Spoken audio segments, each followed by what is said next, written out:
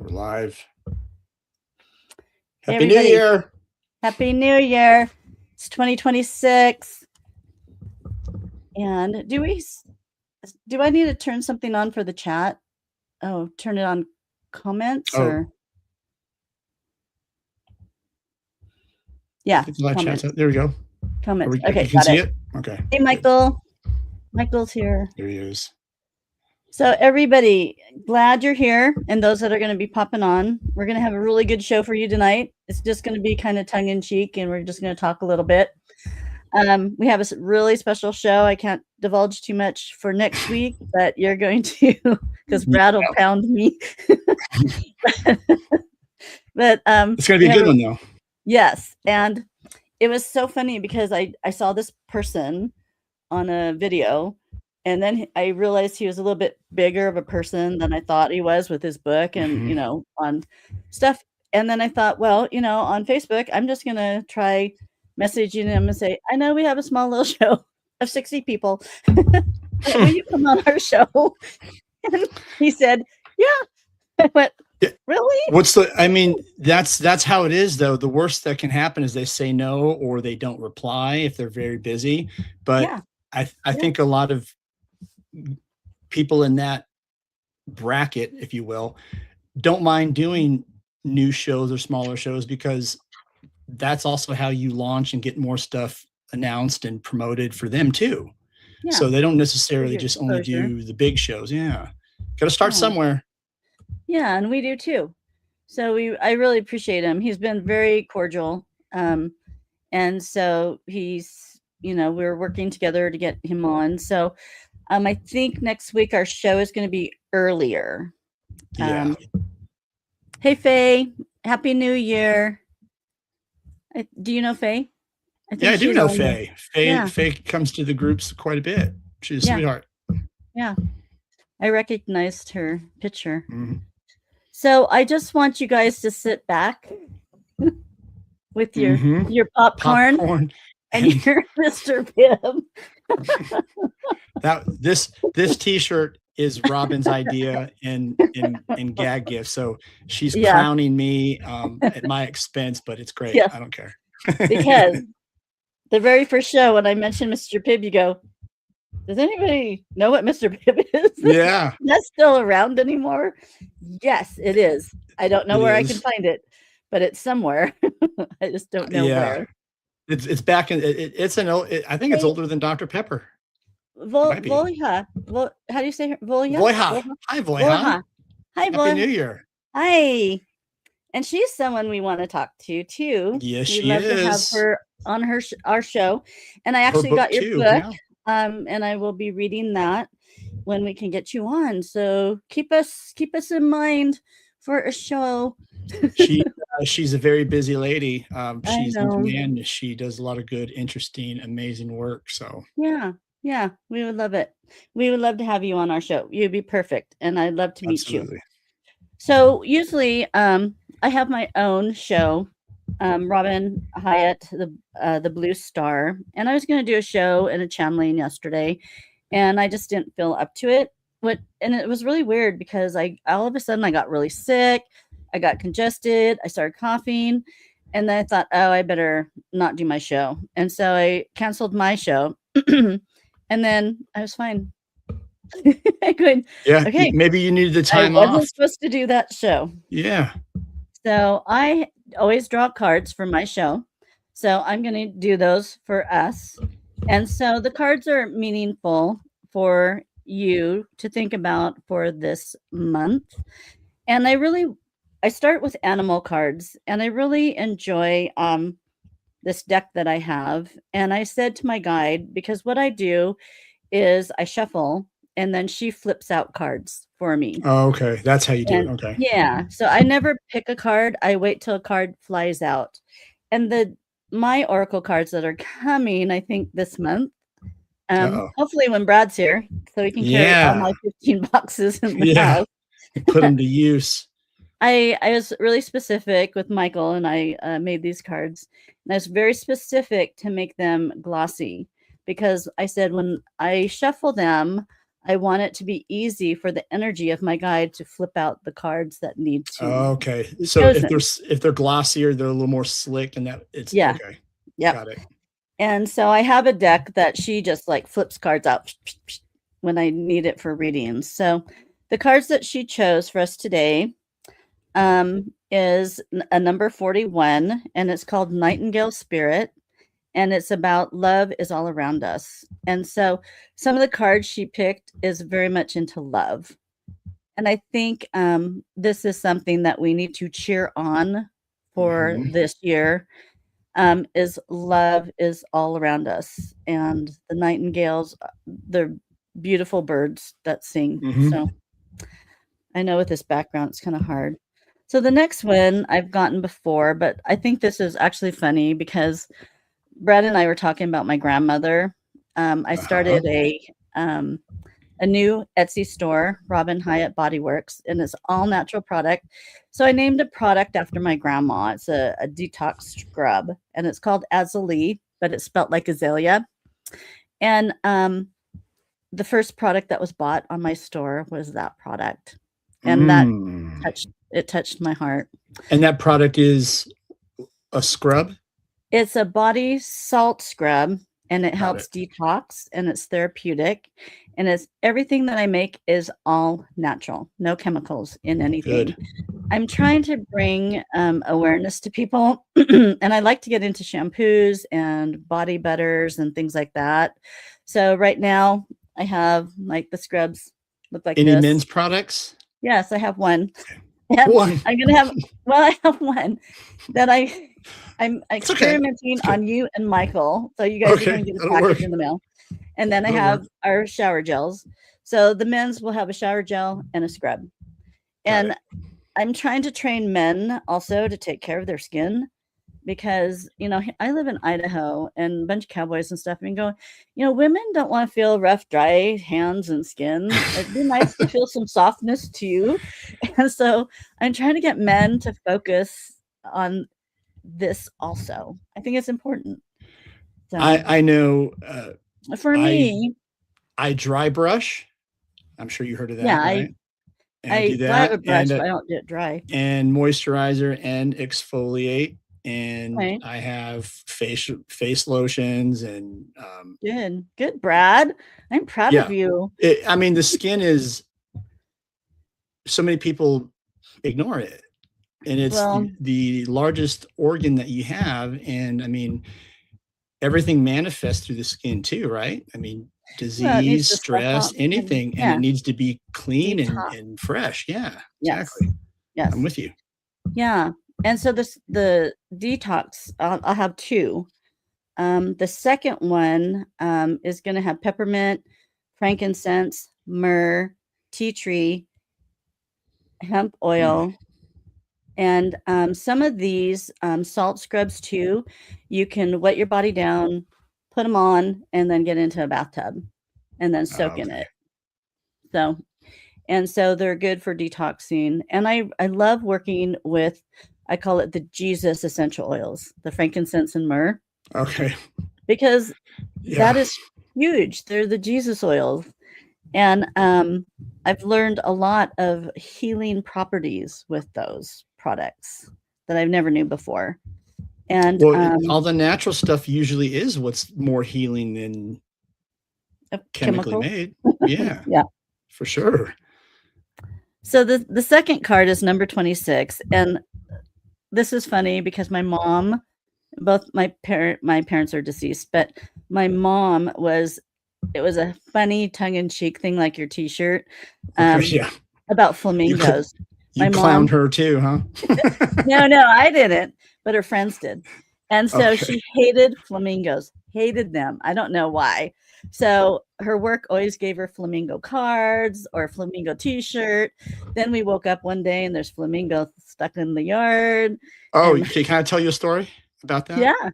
Yeah. So when I bought this house, I was renting a house with a roommate, a childhood friend of mine. We've known each other forever.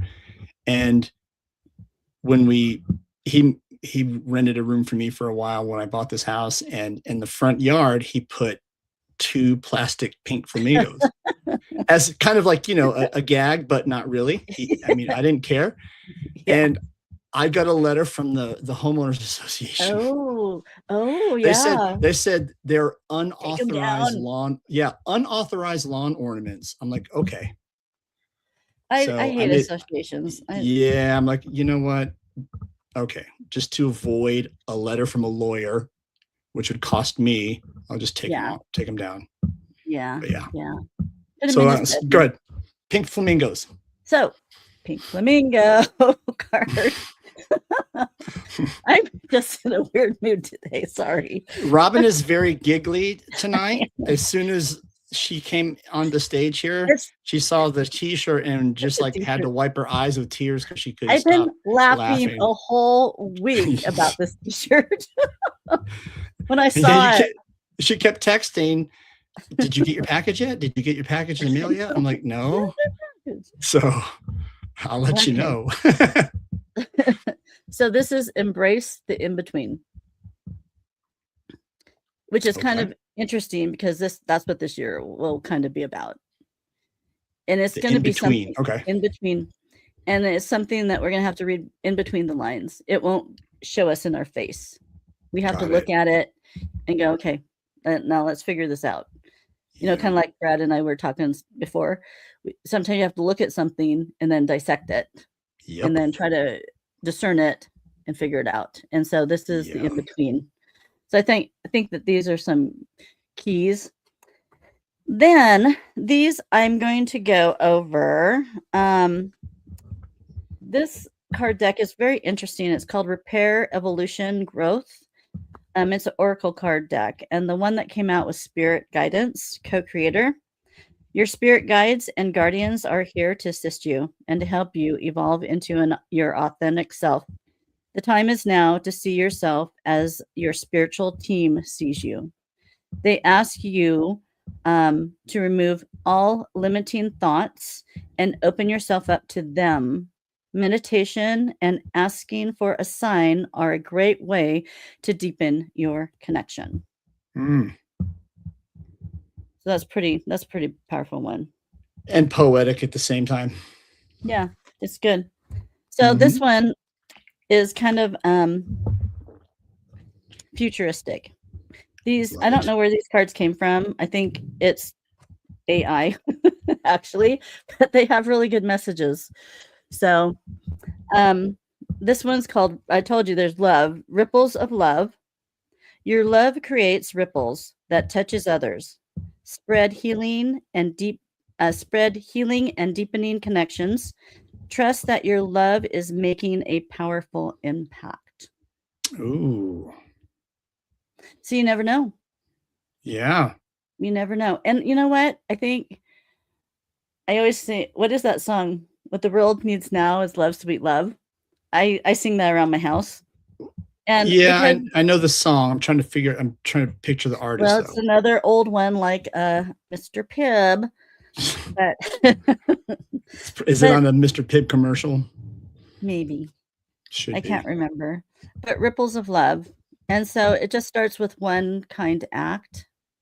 One hug, one caress, one caring, one compliment, one smile. Even a smile, goes a long way. It makes you feel seen. That I was just going to say that. I know. And that's why I took I work for a doctor, and there's this lady when I started working there, and she was just this grumpy old lady. Just she didn't like change. She liked the girl that worked there before me, so she just was not going to give me the time of day. So I just filled her with kindness every time she came in. You know what? She really loves me now. Oh, so you just kill people. You with broke kindness. the mold. That's a good thing though, because it makes them introspectively look in and be like, you know what? I've been a real queen bee. I should maybe change. You were the mirror that she needed. How many people have you worked with or been around that do not like change? Oh, that's why I'm never going back to an office ever. Yeah, well, you're lucky. You're lucky. You people that are independent, You're lucky. I used to be independent. I used to be a hairdresser for 20 years. What? I say you're independent. What do you mean? I'm semi-independent. You launch business after business. You write like 3 books in 2 weeks. And I mean, there's content all the time. There's ideas and projects all the time. I would say you're pretty independent. But I do work for somebody. It's okay. And that's really hard for me to lose my independence when you work at an office. Yeah, I know what you're saying, especially because you have to you've got to tolerate everybody and you've got to be politically correct. You have to work with everybody. Yes, you have to work with all kinds of personalities. Yep. Yes, you do. And you have to take some hits sometimes, and you just have to take it. And when you work for a surgeon, sometimes you have to take some hits. So anyway. Yeah, some people can be egomaniacal. Well, it's just a different breed of mine. I've worked with surgeons, several jobs, and they're just a different breed because, I mean, you need them. I mean, they're opening up your face. They're opening stuff up. Yeah. And putting things back together, backs, brain surgeon. I worked for brain surgeon. And Heart. so the neuroscience associates I worked for, they were the hardest men association to get to know. You could not just be nice. You could not be funny.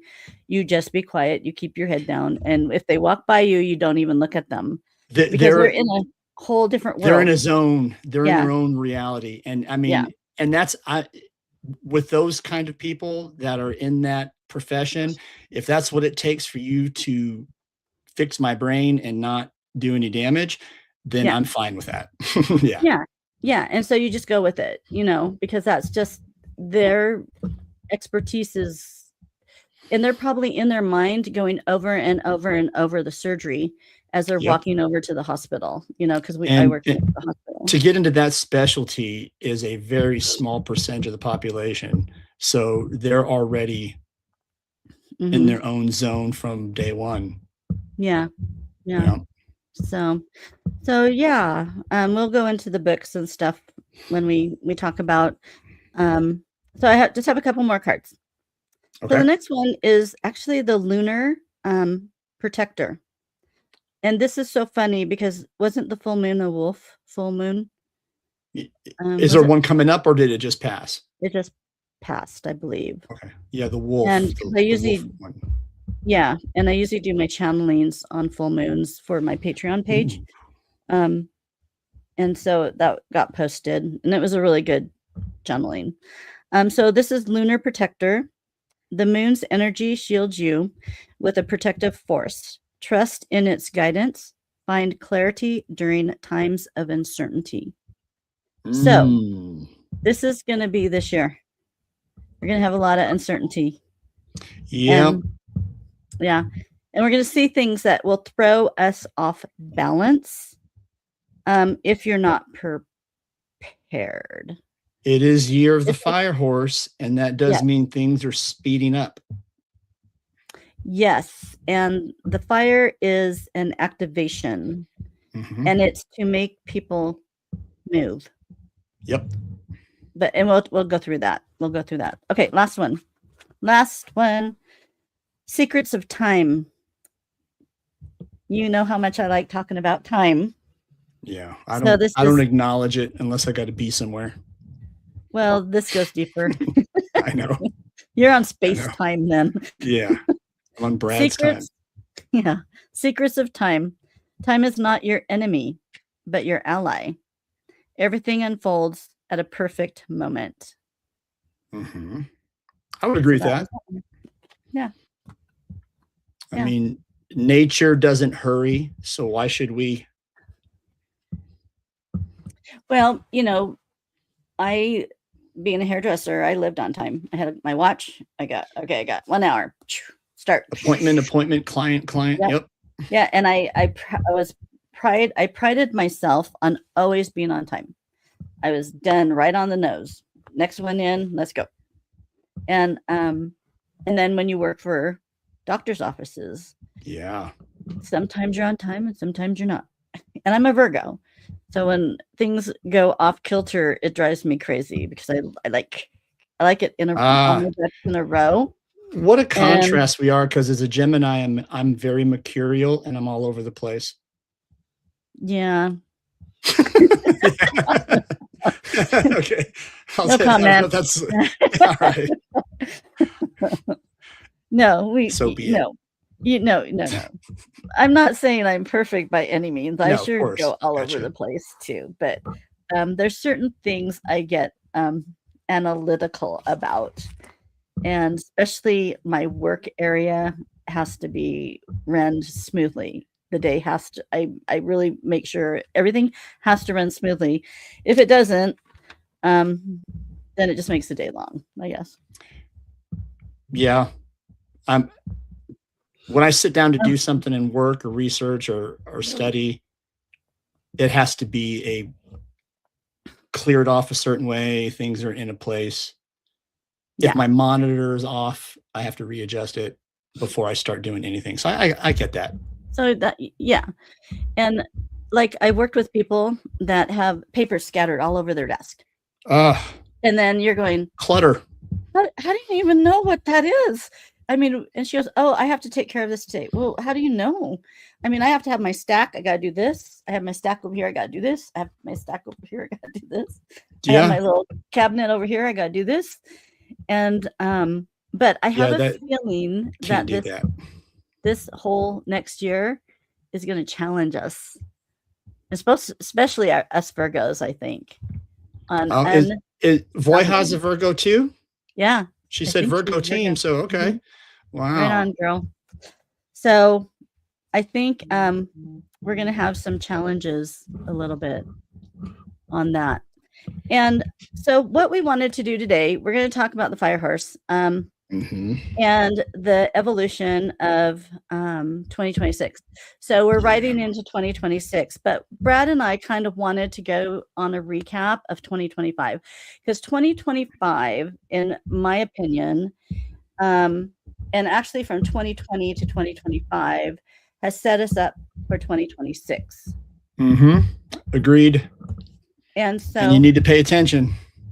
And what we have learned, all the growth, all the promotion, all the ascension, all the energy, all the knowledge that we have learned in the last 5 years have been taught to us.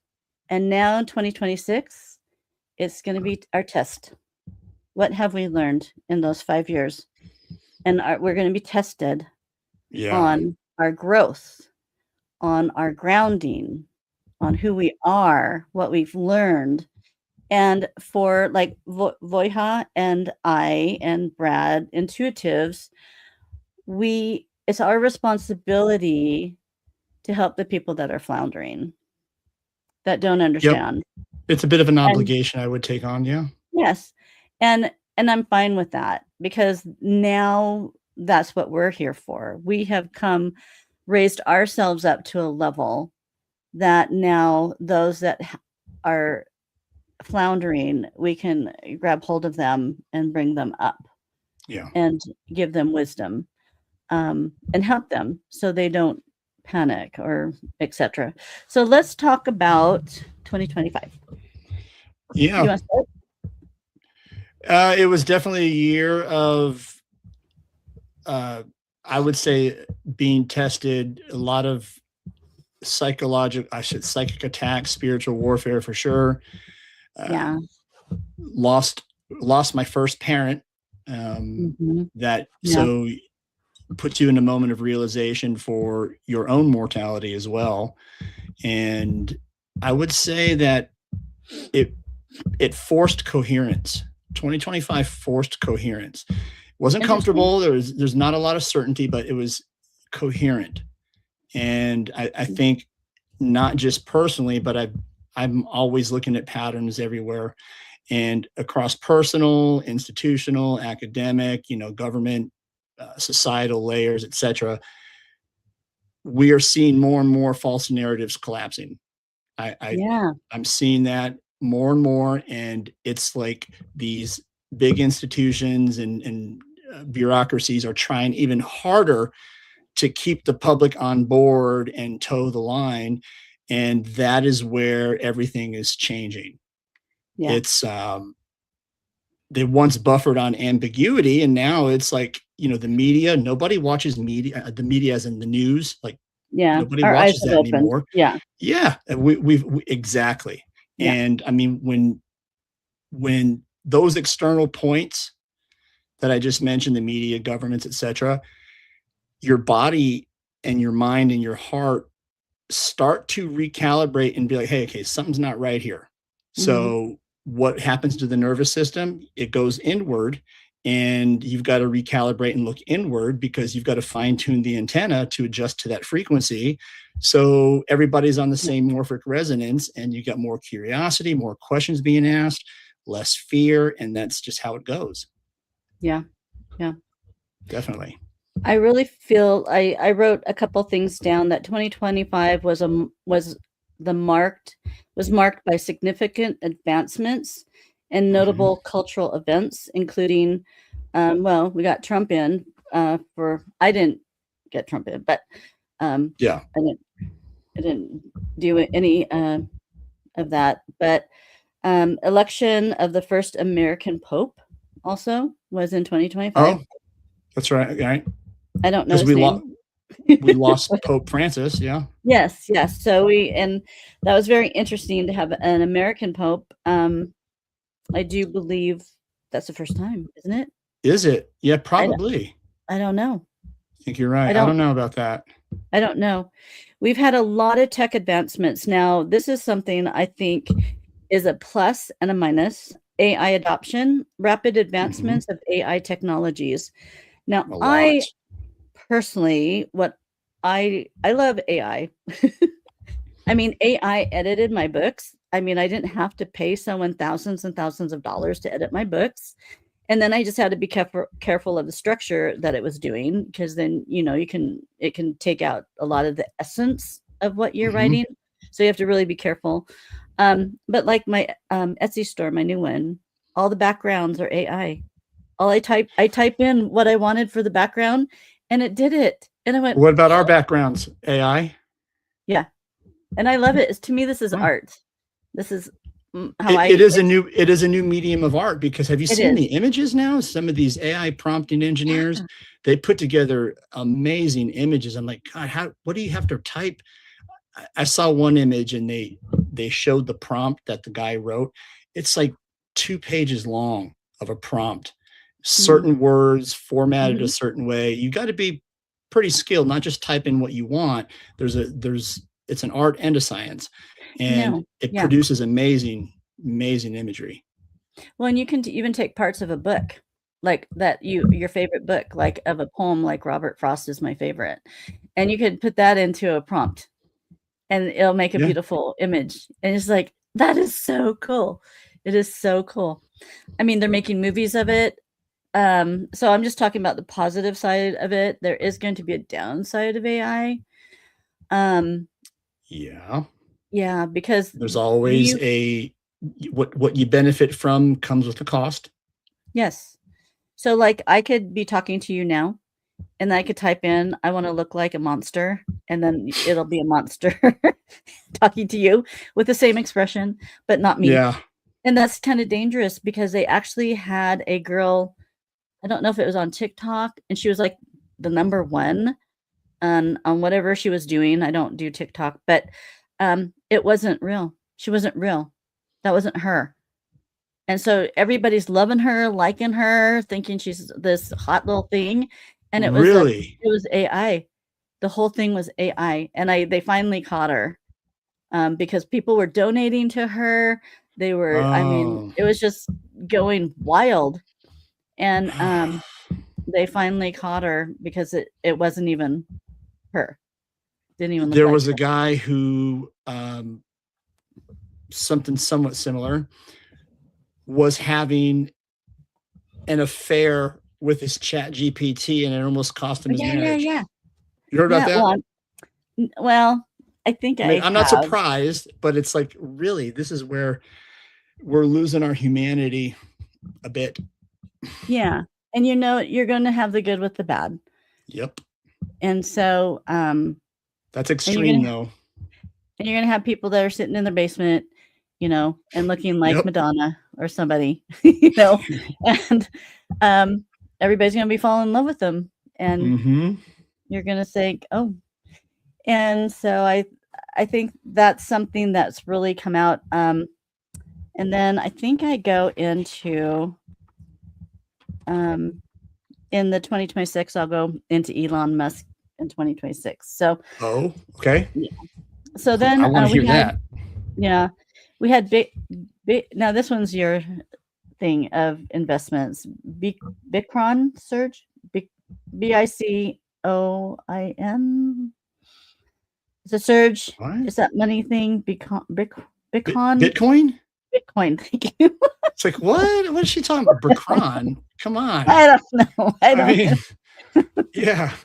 I don't do this stuff. So Bitcoin. Yes. That is it's Bitcoin. I forgot the T. Bitcoin, yeah. Okay. So there was a surge there, and it hit all-time high in October 2025. It did. So if you're investing in it early, and I know some people who did, they're doing pretty well right now. Okay. Well, see, I should know. I should have invested. I didn't Same even thing know with gold. Gold is doing well. Yes, going to gold will always do well. Actually, I had a dream on gold. Let me see if I wrote this.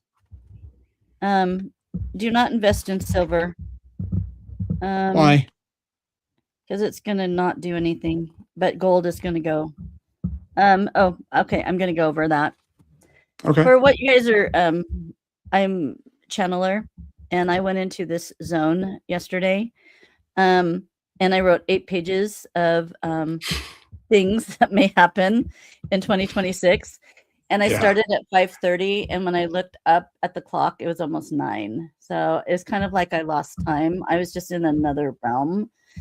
That's kind of happened to me before, but not to the strength that you said it was pretty heavy. Yeah, it is. Yeah. And so I will read what I wrote down. So hold on and stay to the end, because I'm gonna go through the whole. We did promise channelings, yeah. That's and then I'm gonna channel. And Michael will like this because it's gonna be Alon.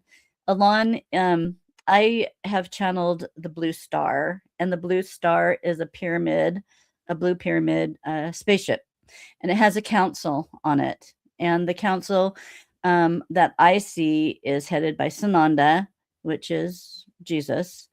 And it's all different beings that are on that council. And that's when I learned, because I wrote this book called The Benevolent. Michael and I worked on this, and it's like 400 pages. This is all full of all species. And so this is where I learned about all the species that I've probably been in contact with, and of Alon, and that our human race is a species. We're a species.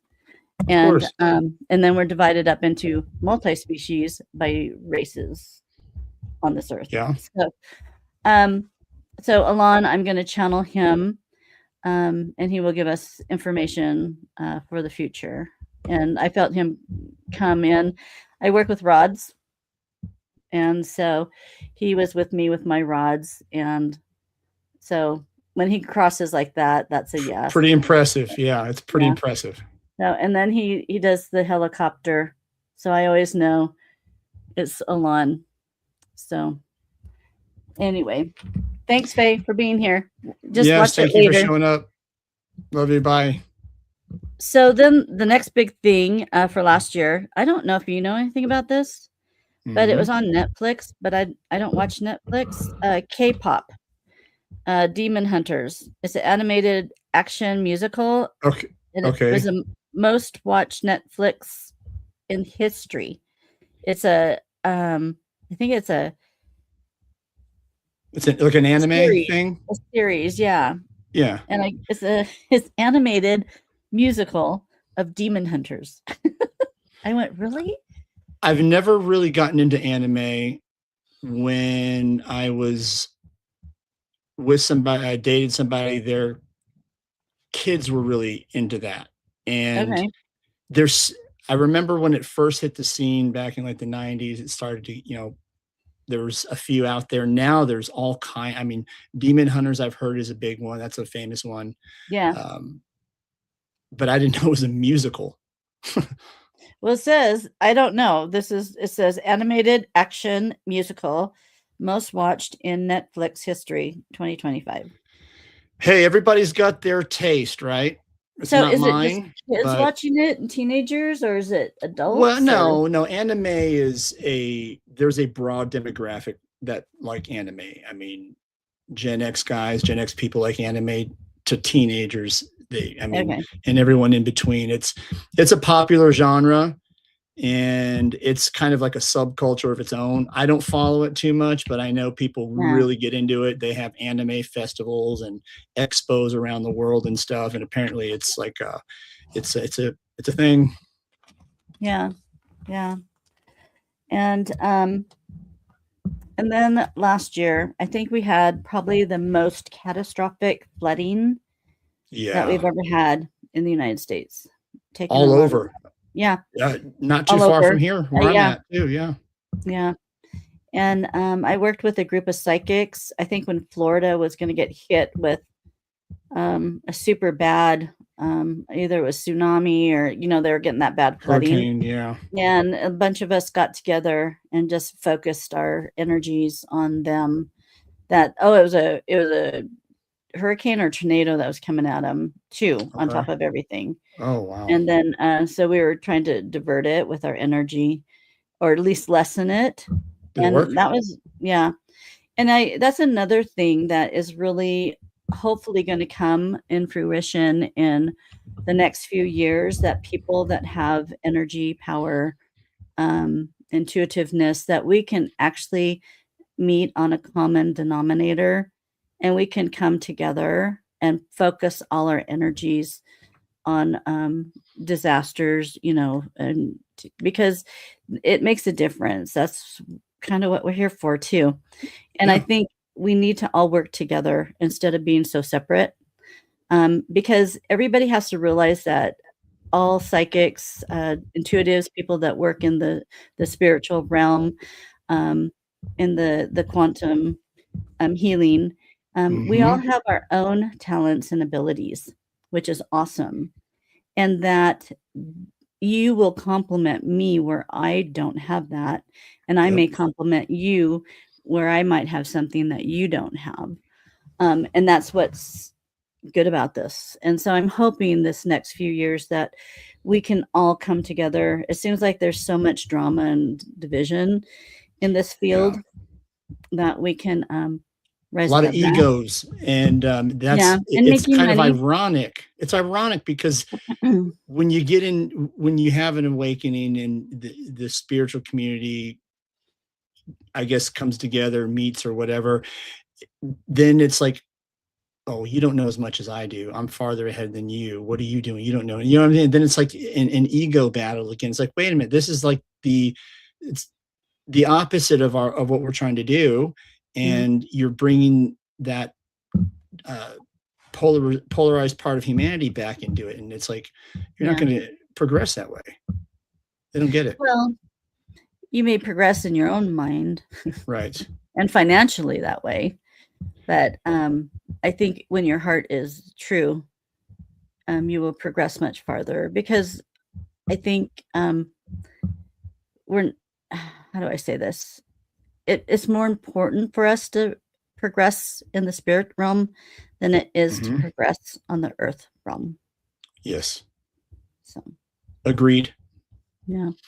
But that's interesting that you did that with the weather, because that's another kind of thing that's going. There's a there where a lot of, and I'm not trying to sound conspiratorial, everything that we say here tonight is just our perspective.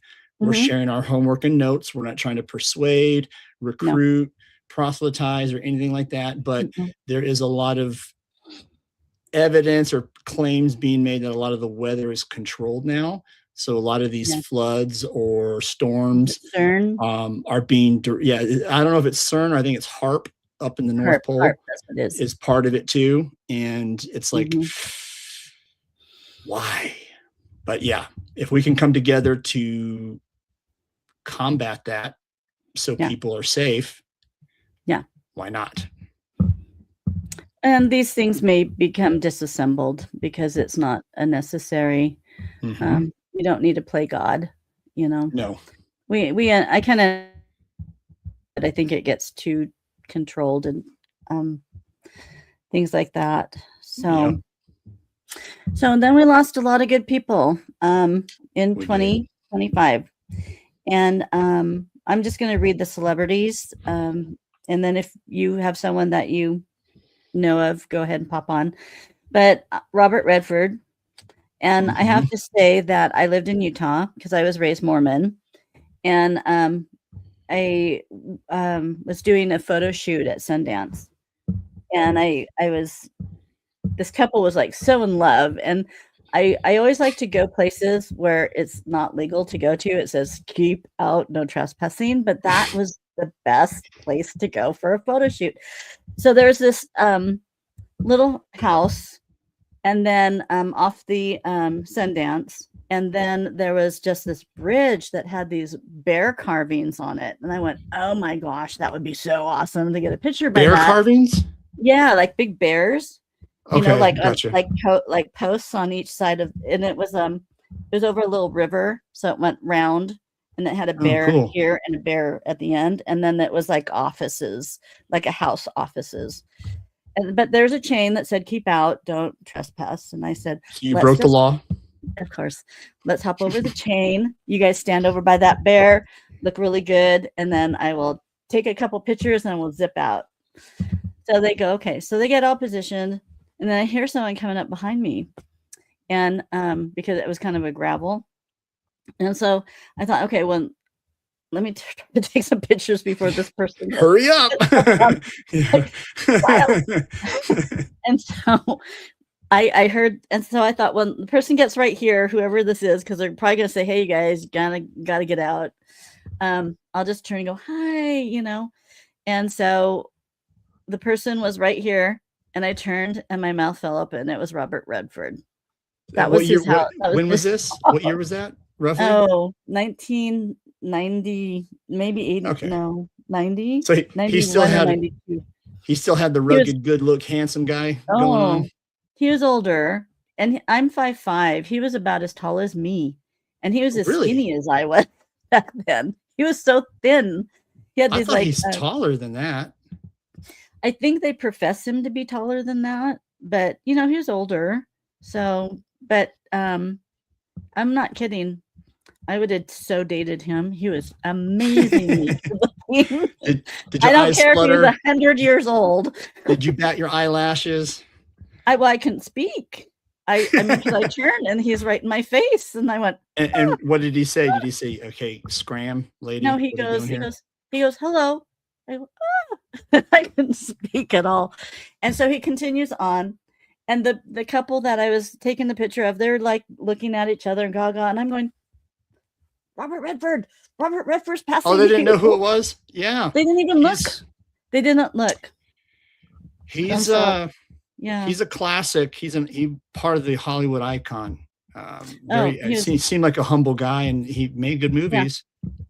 Well, and he was a naturalist. I remember when I moved there, he was making a movie, and I remember even watching the helicopters with the poles that they put in so they can have the tram going up for skiing. And so they take helicopters to bring that in. So they got everything up, and then he came back from his film, and they put it in the wrong area. And he could see it from his house. And so he made them move all those poles that these huge helicopters had to bring in. Yeah. Made them move it because he said, I do not want to see a ski lift from my house. I wouldn't either. I wouldn't either. Yeah. So.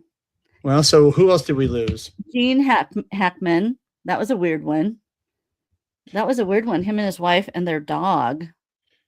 Yeah, there was a bit of like nobody had heard from them for like several days or something. And somebody found them in their house. It was and their dog. They had it in the kennel, and so they died. And the dog couldn't get out of the kennel, so it died of starvation and dehydration. And it was like a shepherd. Poor thing, it just couldn't get out. That's a bad way. That's a horrible way to go. Yeah, poor little guy. So then Graham Greene, which a lot of people probably don't know, but if you like Dances with Wolves, he was the main Indian guy. Yes. Dances with Wolves, and in a lot of shows back then. Tatanka. Yes, there you go. Look at you, Brad. So impressed. Yeah, it's a great movie. Beach Boys, Brian Wilson passed away. And George Foreman passed away. And I have a George Foreman grill right under my bed. I do too. And they under your bed? Work the best. Not under my bed, but I have one. They work the best. They're great.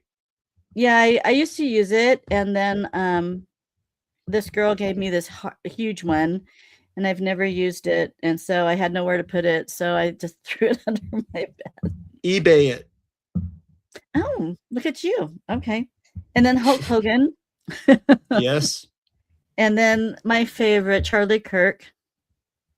Yes. Actually, sadly. Charlie Kirk is the one that got me writing my books. And I felt he was a sacred sacrifice. And I felt that he changed the world with his energy exploded at his assassination. And people returned to church. I mean, it was just amazing what happened. Oh, yeah. The country came together. The world came together for that. Yeah. And so that was awakening. Yes. And I'm sure he just took off and started working again. I'm sure he's doing what he needs to do on the other side. And absolutely. So, and that's kind of what brought me to Christ when he died, that we must have had some sort of energy surge. If we had this from a Charlie Kirk, just think of when Christ died, the surge that came through. It was a very dense time then too. It was the biblical times were not, that wasn't an easy life to live back then. For somebody like him to arrive on scene with all that authoritarian, suppression going on with the population, it had to have been very difficult. He probably had a target on him from day one, probably. Of course. Yeah. Anybody that's trying to push the correct agenda forward, of course, is targeted. Yeah. And then I heard, I wanted to put this girl in because her name's Virginia, and I think it's I can't say it. Guiffre. She was 41. Yes. And she was one of the girls of Jeffrey Epstein. Yep. And she wanted everybody to know. I remember watching the film that she was in, which was the awakening of the dark side that these girls got. And and how they target. It's so interesting how these predators target lower income, broken homes. Oh, it's predatory. You're going to go for the easiest victim. It's completely predatory. And so I really feel bad that she passed away at 41. She had a really hard life, She had a very hard life. I saw that documentary. It was like a 2 or 3 part Netflix series or something. Yeah. And the women that did get on camera had a lot to say, and she was the main one. Yeah. And she was ignored. She was told she's lying. She was publicly shamed, but she didn't stop. And finally, I mean, that's what it took to get people to finally pay attention and do something about it. And that is still a scandal that's up in the air still. And that's a weird one. That's a very weird one. And she made a bit of a sacrifice herself, I would say. Yes. And she was trying to, I think she probably sacrificed her life for pushing the agenda forward, because I think it just took a toll on her whole being. That breaks people. Yeah. And what a brave young woman. Absolutely. Young woman. And then Jane Goodall, the chimpanzee lady. Oh, yeah, Animal gorilla. Kingdom. And I remember her. yeah. Yeah. That she worked with the apes and the chimpanzees, and a really kind, good woman, you know. And she brought us all to get to know that, you know, all of that, chimpanzees. And then Rob Reiner. I was going to say, I remember watching the movie where Sigourney Weaver played her. Oh, I haven't seen that one.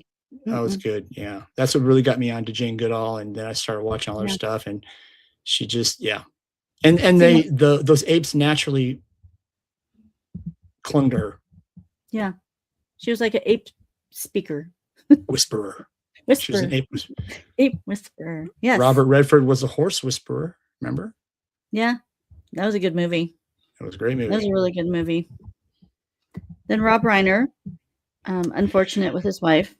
Yeah. That was crazy. You told me about that. I didn't know. Yeah. Yeah. And I really feel, you know, it's hard. It's a hard conundrum, because I know Trump has talked about getting the mental institutions back up and going. But probably different than they did in the olden days. Yes. You know? Yeah. You're totally entity. They're not going to do a lobotomy through the nose and put you in a bed for the rest of your life. It would just be a safe place for people, if they can be repaired. And because they're going on these medications, because Rob Reiner, I guess, said in an interview that his son was not on drugs. It was these psychotic medications. Oh, so the psychotropic medications for his. Yeah. Okay. And so he said, or at least that's what I read, that his son was off the drugs. Might have been drinking, but off the drugs.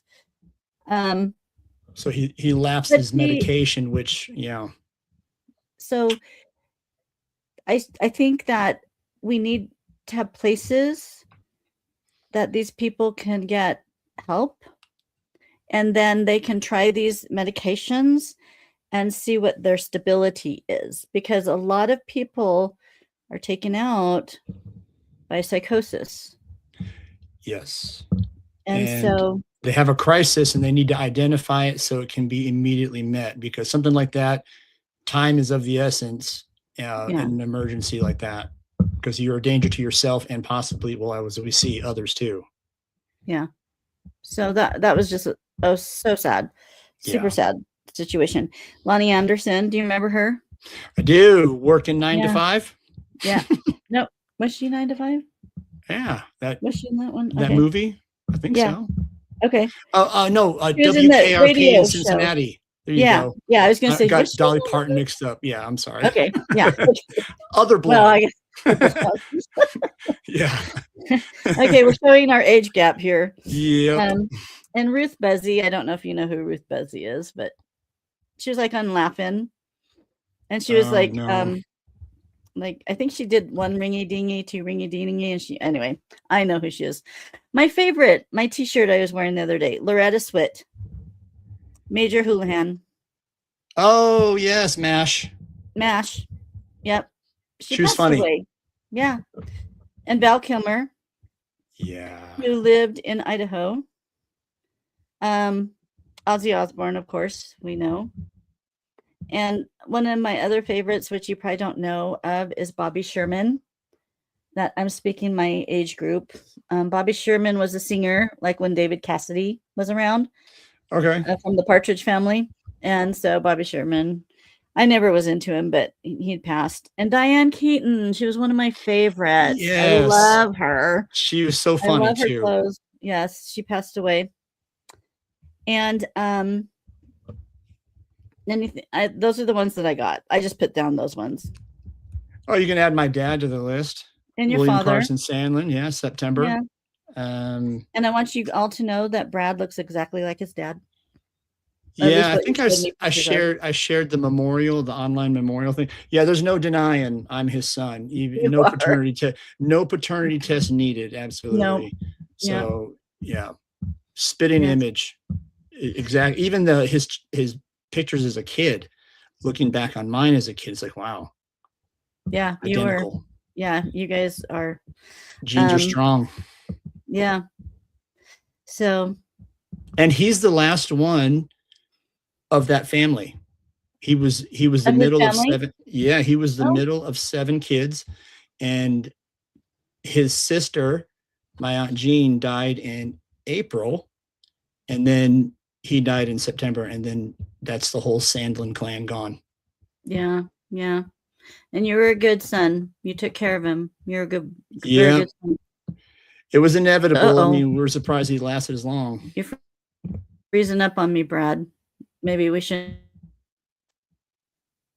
I think we both froze up. I can hear you. Okay, we're all good now? Yep. Okay, we won't talk about your dad anymore. So yeah, weird stuff happens when we get on subjects. Robyn's phone will just power off. It's really weird. Michael's used to that. And we figure that we're not to be talking about certain things. When my phone will die, we are not to be talking about that. And so then we come back on and we talk about other things, and there's not a problem. But my phone will stop and it will shut off when I'm not to be talking like that or talking about that to whoever. So it's an interruption from your guides. Yes, they're saying no. Yep. So I want to do a recap. Okay. This recap. Now this one, wait a minute. What? I'm so sorry, Voiha, about Kiki. About what? That was her puppy. Voiha had an adorable dog. When she was on the meetups, Kiki would sit in her lap. Cutest dog, and I didn't know that she. What kind of dog? What breed? I don't know what breed. You type in the breed. I had a Yorkie that died on Christmas Day 2 years ago. I love my little dog. Oh, losing a pet is tough. Yeah. Well, they're your family. Yeah. Yeah. Sorry. Thanks for catching that, Brad. Multi-poo. Oh, a multi-poo. Oh, durable. Yes. Durable. Are you going to get another dog? Are you going to wait? I think she said she's coming to Texas to get from a breeder. Oh. I could be wrong. I don't want to speak for her, but awesome. Yeah, cute dog. I'm sorry. That's tough. Yeah, it is. I still have my Schnauzer's not yet. Urn and bracelet with his ashes in it. Oh, I have Cammy, my little dog, my Yorkie. She's next to my bed with her ashes. Okay. Yeah. And then I guess I didn't think I would. I said, I'm not getting any more animals. This kind of destroyed me, and I'm tired. Yeah. I've lived in this place for 20 years, and I've gone through 3 dogs that have passed. And I had a dog that was like my little girl. I don't know. It was just a spiritual connection I had with this dog. And I had to put her down because she got lymphoma. And they said she'll be gone in 6 weeks. And it was the hardest thing. So I decided with Cammy, my little Yorkie, I said, I'm not putting her down. I want her to be at home. And then it was getting too bad. She was doing seizures and stuff. So I was going to have someone come to my house and where I could hold her and put her down because she was like a teacup. She was like 5 pounds.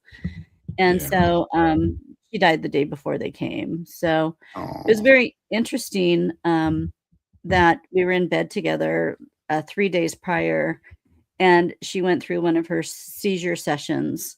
And then you can see it in their eyes when they're gone. And I go, Cammy, run like the wind, go to heaven, go to the bridge. Yeah. I'm going, go, Cammy, go. And then all of a sudden I saw her eyes light up and she came back to life, but I know she was dead. And I went, oh, that was weird. That was weird. And I go, I wonder if it was because she heard my voice. Of course, Mama. Yeah. Yeah. She heard my voice. Yeah. So my guides said, we almost had her, but you called her back. She thought you were calling her back. And so when she died, when the second time it happened, I just stayed quiet. They said, just shut up, Robyn. Just shut your mouth because we need to release her. And so I stayed quiet, and then for at least 10 minutes. And then she was totally gone. So yeah. So I learned a lesson with animals that when you let them go naturally, that when their spirit takes off and you're talking to them, yes, they come back. Yes, I've heard that. Yep. Yeah, and I went, yeah, that was the new experience for me. So, okay, where were we going? You said you didn't think you'd ever get another animal again. Oh, and so then, for some reason, I got in my head, I need a cat. And I go, you know what? I'm allergic to cats. I don't want a cat. You need a cat. And then Alon, who we're going to channel today, he says, you are the type of person that has to give love. So if you don't have an animal, then you're going to have to start dating. I said, okay, I'll get a cat. Way better option. Way less. Okay, less I'll get a drama. cat. But he says, you have to give your love. You have to release it. And Voiha might understand this too, that I think we have it in us and we have to push it out. We have to release it to friends, family, whoever. Mm-hmm. But he says you need an animal to give your love to. And so I went on site to an animal rescue and I saw this bad A cat, man. This cat was like a warrior looking cat. And it was this male cat and it was a Siamese and it was big, but he had eye surgery. So it made his eyes like half mass. And he just like this. And I went, I want that cat. And so I went to this place and I talked with Michael about it. We went back and forth on it all. So him and I were like together on this. And I said, and I prayed and I said, if this cat, because they're in a room with glass, I said, if this cat meets me at the door of the room it's at by itself, I will take the cat. And I wish I could show you the picture. I'm talking to the lady and she looks over my shoulder. She goes, that's weird. They called him Bacon. They go, Bacon's sitting at the door. Okay. He's done that before. I turned around and he was sitting right at the glass door, staring out the door. And I went over and took a picture of it. I said, can I take a picture of that? Because I just prayed about that. That was his name? I thought it was Giffen. You said Giffen. I gave him that name. Okay. Yeah, I named him Giffen. Got it. Okay. They called him Sir Bacon, which is such a dumb name. I said, I'm not calling him that. Yeah, Giffen's better. How'd you get Giffen? Well, my guide, she spelt it out for me. She spelt out the name. And so I named him. It's a cool name. He's a warrior cat. He's a warrior spirit. Yeah. He was abandoned. Isn't Alon a cat? Alon's a feline. Isn't he? No. He's human. I'm thinking of the You're other. Thinking of Mefeko, Master Mefeko. There you go. You're thinking of the guy on my book cover. Yes, that's who I was thinking Master of. Mefeko. He's Liren. Anyway, that's how I got my cat. And they tried to talk me out of it. They said no one's been able to touch it. Well, no one's been able to touch the cat. He was he went to be a feral. He got abandoned. He was abused and abandoned by the family. And then to survive, he went with this feral group. This older lady was feeding the feral group and realized that this is a Siamese, that this cat has probably been domesticated because most ferals, they can't be domesticated usually. Right. So she started luring the cat home to her home and it started sleeping. My cat started sleeping on her deck and she had cats. So her cats did not like this cat. So she said, I really feel like this cat can, be okay. Find a home. Yeah. So she took it to this shelter that takes in cats like this and no one was able to touch it. When they told me I could pet the cat, they gave me this metal rake. It was a long thing with a rake on the end, and I'd have to pet my cat like that because God. Well, I'm thinking of if I was a cat and I saw some metal hand, I think he'd be trying to stab me or something. So that's a little weird. No, I guess I didn't know they did that. I guess it's the thing that saves the people their hands. So there's this metal rake that yeah, and so I went. It's kind of hilarious, but yeah. Yeah, and so they had to drug the cat when I decided to take it. So they could even get it into this little kennel I brought. And I went, poor Giffen. Done. I'm sure Giffen has a better life than most children, y'all. If you're listening, he's doing fine. Yeah, he will never be an outdoor cat again. He will not even look at the door. And he's the most. It's taken a year. I've had him for a year, and he's the most loving cat I've ever had. I finally knew the day that he was broken, that he knew he could trust me, and that my hand would never hit him. He would always fear my hand, and so he must have been abused quite a bit. And so he knows now that my hand is to pet him and to love him and to feed him and to clean up after him. So, no, it was, he's a godsend. So, and he's independent, which is great. He doesn't. Most cats are kind of, they've got their own little personality and attitude. So let's move on, because I'm sure we're boring people, because we're just sorry, y'all. I'm sorry, guys. We'll come back to the show now. A recap. So this is something I really want to know the truth about. Elon Musk's black eye in the Oval Office. Do you remember that?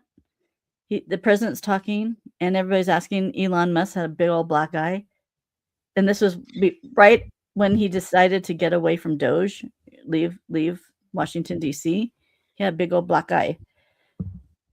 You don't remember that? Yeah, I do. They didn't. It was he said his son did it, but his son is like 2.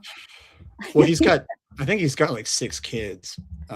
Yeah, he said, and they're all in like martial arts and stuff. So it could be it, or maybe, give them a good warning to, you're not cutting it in Doge. You're creating more drama, and we have to take your clearance away. So we're not out. Yeah. And they've saved so much money in Social Security, because they were catching all those people that were getting checks that weren't alive, and I'm going, now they tried to take my dad's Social Security number after he died. I got a letter from one of the credit bureaus that said, and then I had to resend the death cert and do like a what they call a deceased warning. So they put it on all 3 bureaus. Yeah, they do that. So like the Social Security, as soon as someone is deceased, people ID thefts grab that Social Security number if they can, and they open up credit and stuff, because it takes a while for that Social Security number, that ID, to go through the system and show up. So in that intern, they take it and they open up stuff. Oh, got it. Yeah. Yeah. Too bad. Yeah. But anyway, and then the LA fires, the Hollywood fires. 10,000 plus structures were gone.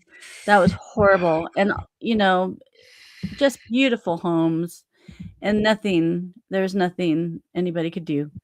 It was so sad. And then there was people starting fires, they're trying to catch people that were trying to keep it. What do you think going. What's your take on the LA fires? Do you think it was nature? No. Okay. No.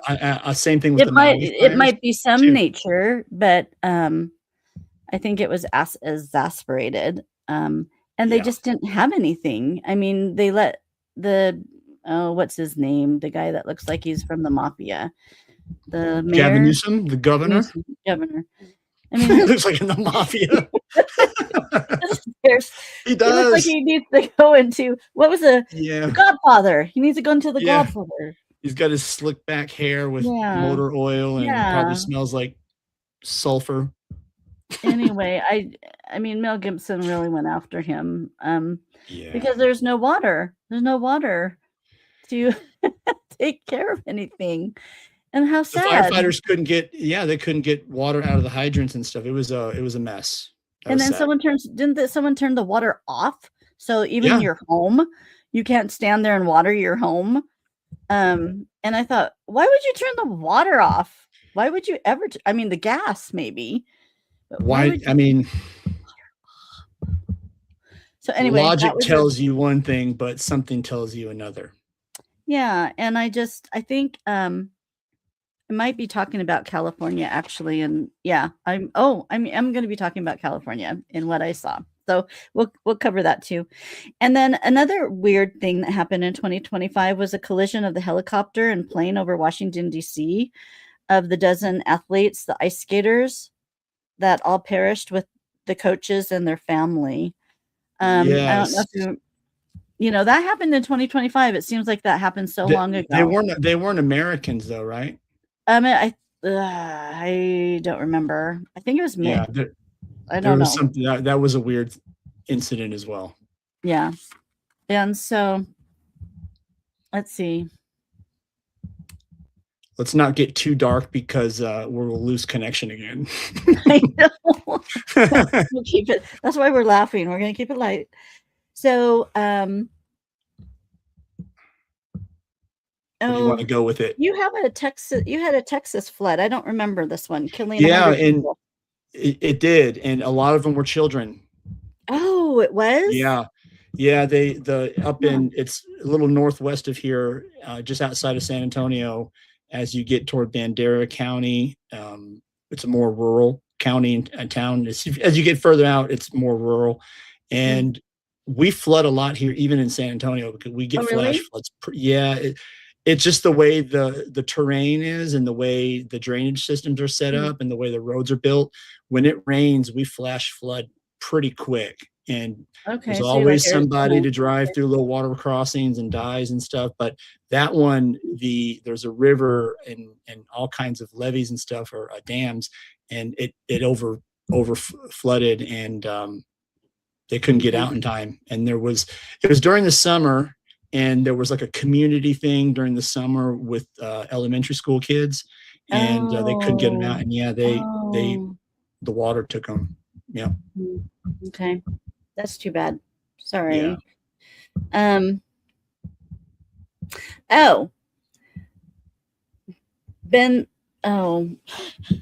am so bad with names, you guys. I so apologize. You are. Bitcoin, you can't even say that. Yeah. Amazon. The Benzo, what's his name? Jeff Bezos. A benzo is a drug. Anyway, remember. Go ahead. Robyn is a very unique. I never laugh. I never laugh like this, you guys. No, I'm sorry. I'm usually very serious. You giggle, but you've been giggling a lot today. It's more than I've seen before. It's funny. Yeah. And I'm not drinking. I don't drink, so it's all good. So, what about Jeff Bezos? Remember that flight? Katy Perry. Oh, in space. Okay. Yes, it goes up, and they think they're in space, and they're just in the upper atmosphere, and then they go down, and they're all floating, going, "Oh, we're in the atmosphere." Right. No, it's because you're falling. You're being raised up. That was the most ridiculous thing I've ever seen, and I thought that was just ridiculous.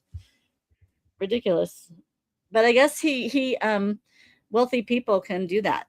I mean, he's chartering where they take him up to the upper atmosphere and then let him come down. Get more money than you can even dream of ever doing anything with. I mean, might as well build a rocket and go for a ride. I mean, I would. I know. Well, I don't know if I would. But anyway, I thought that was kind of a ridiculous thing. And then we had the signing of the one big, beautiful bill. And I don't know what that ever did for my life, because my life has not changed. But my life still is here. It's worth a mention. But it was something that was supposed to be big and beautiful, but it was for somebody. And Robert F. Kennedy shined. I felt like he shined once they brought him in. He's going to shine, and he's going to really shine in the next few years. He's got an important job. And he's ready for the task. He knows the pit bulls that he has to face. And he's a Kennedy, and that fan. I mean, they know the game. Oh, of course, he was raised in it. He saw it, and I really think he's bringing the name Kennedy into a really good. I think his dad would be proud of him. Put it that way. Yeah. They're all lawyers, well-trained lawyers. So now, Brad. Yes. What good had happened to you in your life in 2025? I would say the lessons learned, but for some reason, the biggest gift or positive change was my intuition has been stronger now than it's ever been. And I don't know why.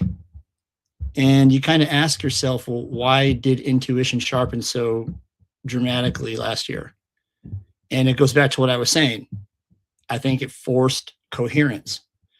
And you recalibrate and you look inward with your psyche when you start to realize that there's no other options. So you go inward, and when you go inward, you realize that that's where all the energy and power is. You don't keep researching all. I mean, I have a very dangerously curious mind. It's a Gemini trait, unfortunately, and I want to know everything. And I go inquisitive. Yes, very. And sometimes I need to relax on that, because I know where to research stuff, and I don't just Google stuff. I mean, I do some digging, and I go to some places where it's not pretty to get information. I'm not going to elaborate, but that's kind of like a reality check. So I'm very aware of how the world works and what is really going on. And knowing that, and knowing where I can go inward to find more, I just really can read people in a room.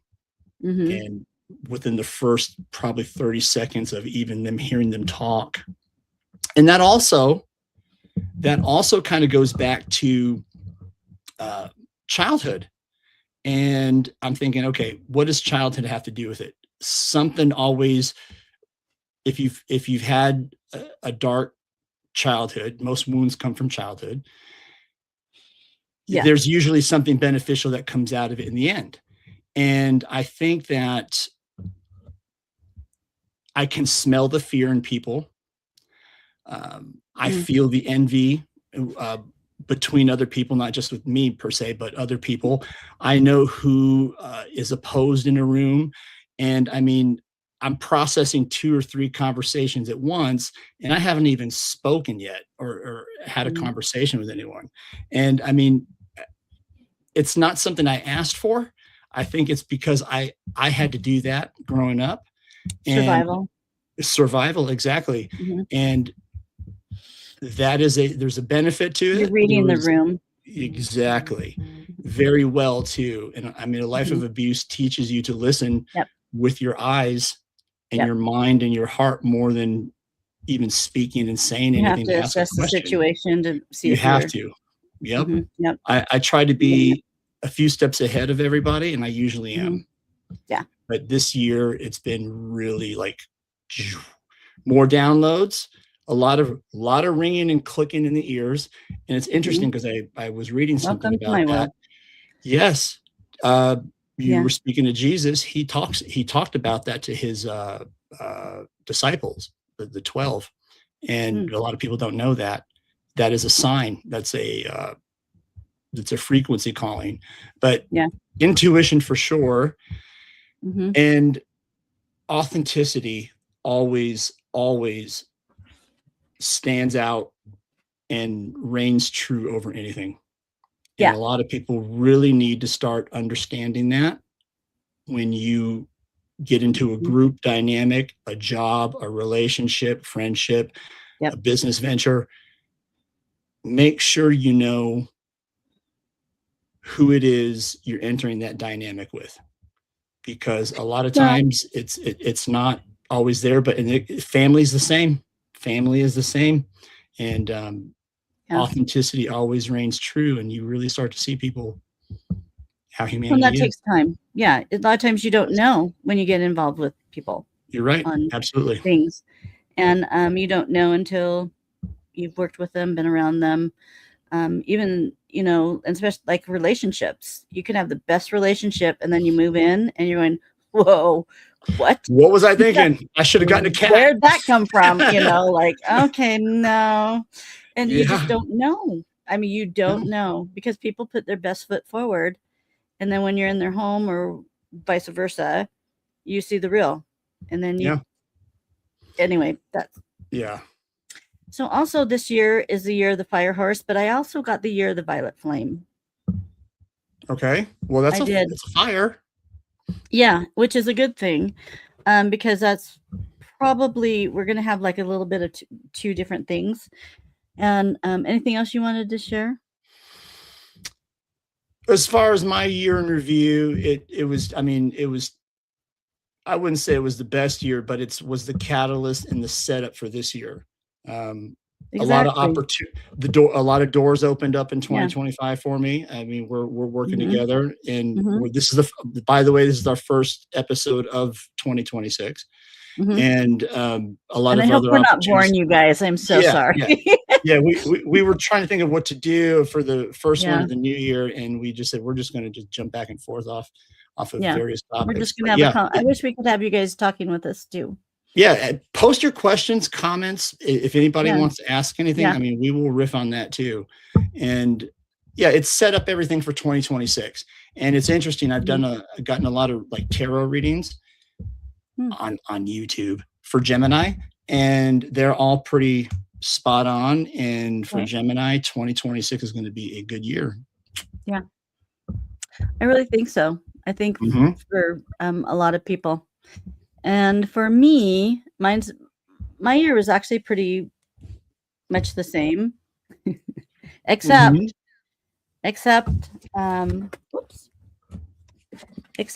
my twin and I, Michael and I, wrote this book. This is an Archangel book. So this was I have it. The first book. And Michael did an amazing job. Michael's on here, and he made it beautiful inside. It's all decorated. And then I did the AI. This is when I first started getting into AI, that every angel is posted. And I worked with my guide on this AI. I mean, Voiha, you can use your AI. You ask your guides to work with you, and they will help go through the system, and they will pull it out for you. And so sometimes it took a couple times, but I asked my guide, is this the right one? She goes, no. Da-da-da-da. I go, okay. Is this the right one? Da-da-da-da. So every single one, I think we have what, 12 or 13. And so you did that with your cards too, right? Michael helped you with the cards? Yes. Michael did a great amount of job with the cards. I channeled every card, did all the text in, and he put it all together. So those will be coming one day. Props to you, brother. You're very, you're very talented. That takes talent, time, and the know-how. And I mean, it's not easy. It's not, it's not an easy task. And I mean, kudos to Michael. This was new to him. He didn't know how to do this, but he researched it, and he just plugged away and plugged away and plugged away till he got it. So that's Michael. He's an engineer, and he will keep going until he did it. So next book. So this book came after Charlie Kirk died. Something happened to me, and this is your divinity, and it's you're too good not to use your divinity. And this book fell out of my head in a week and a half. Yes, it did. That was pretty impressive.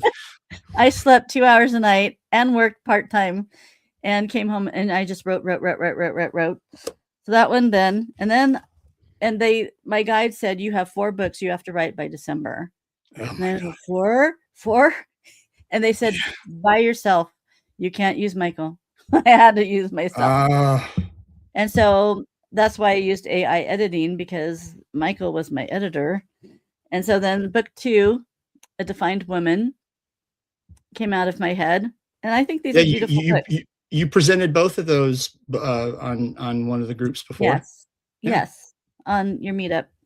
And then I felt I needed a man's book, Adam's Echo. Yeah. This book, this took me about a month and a half.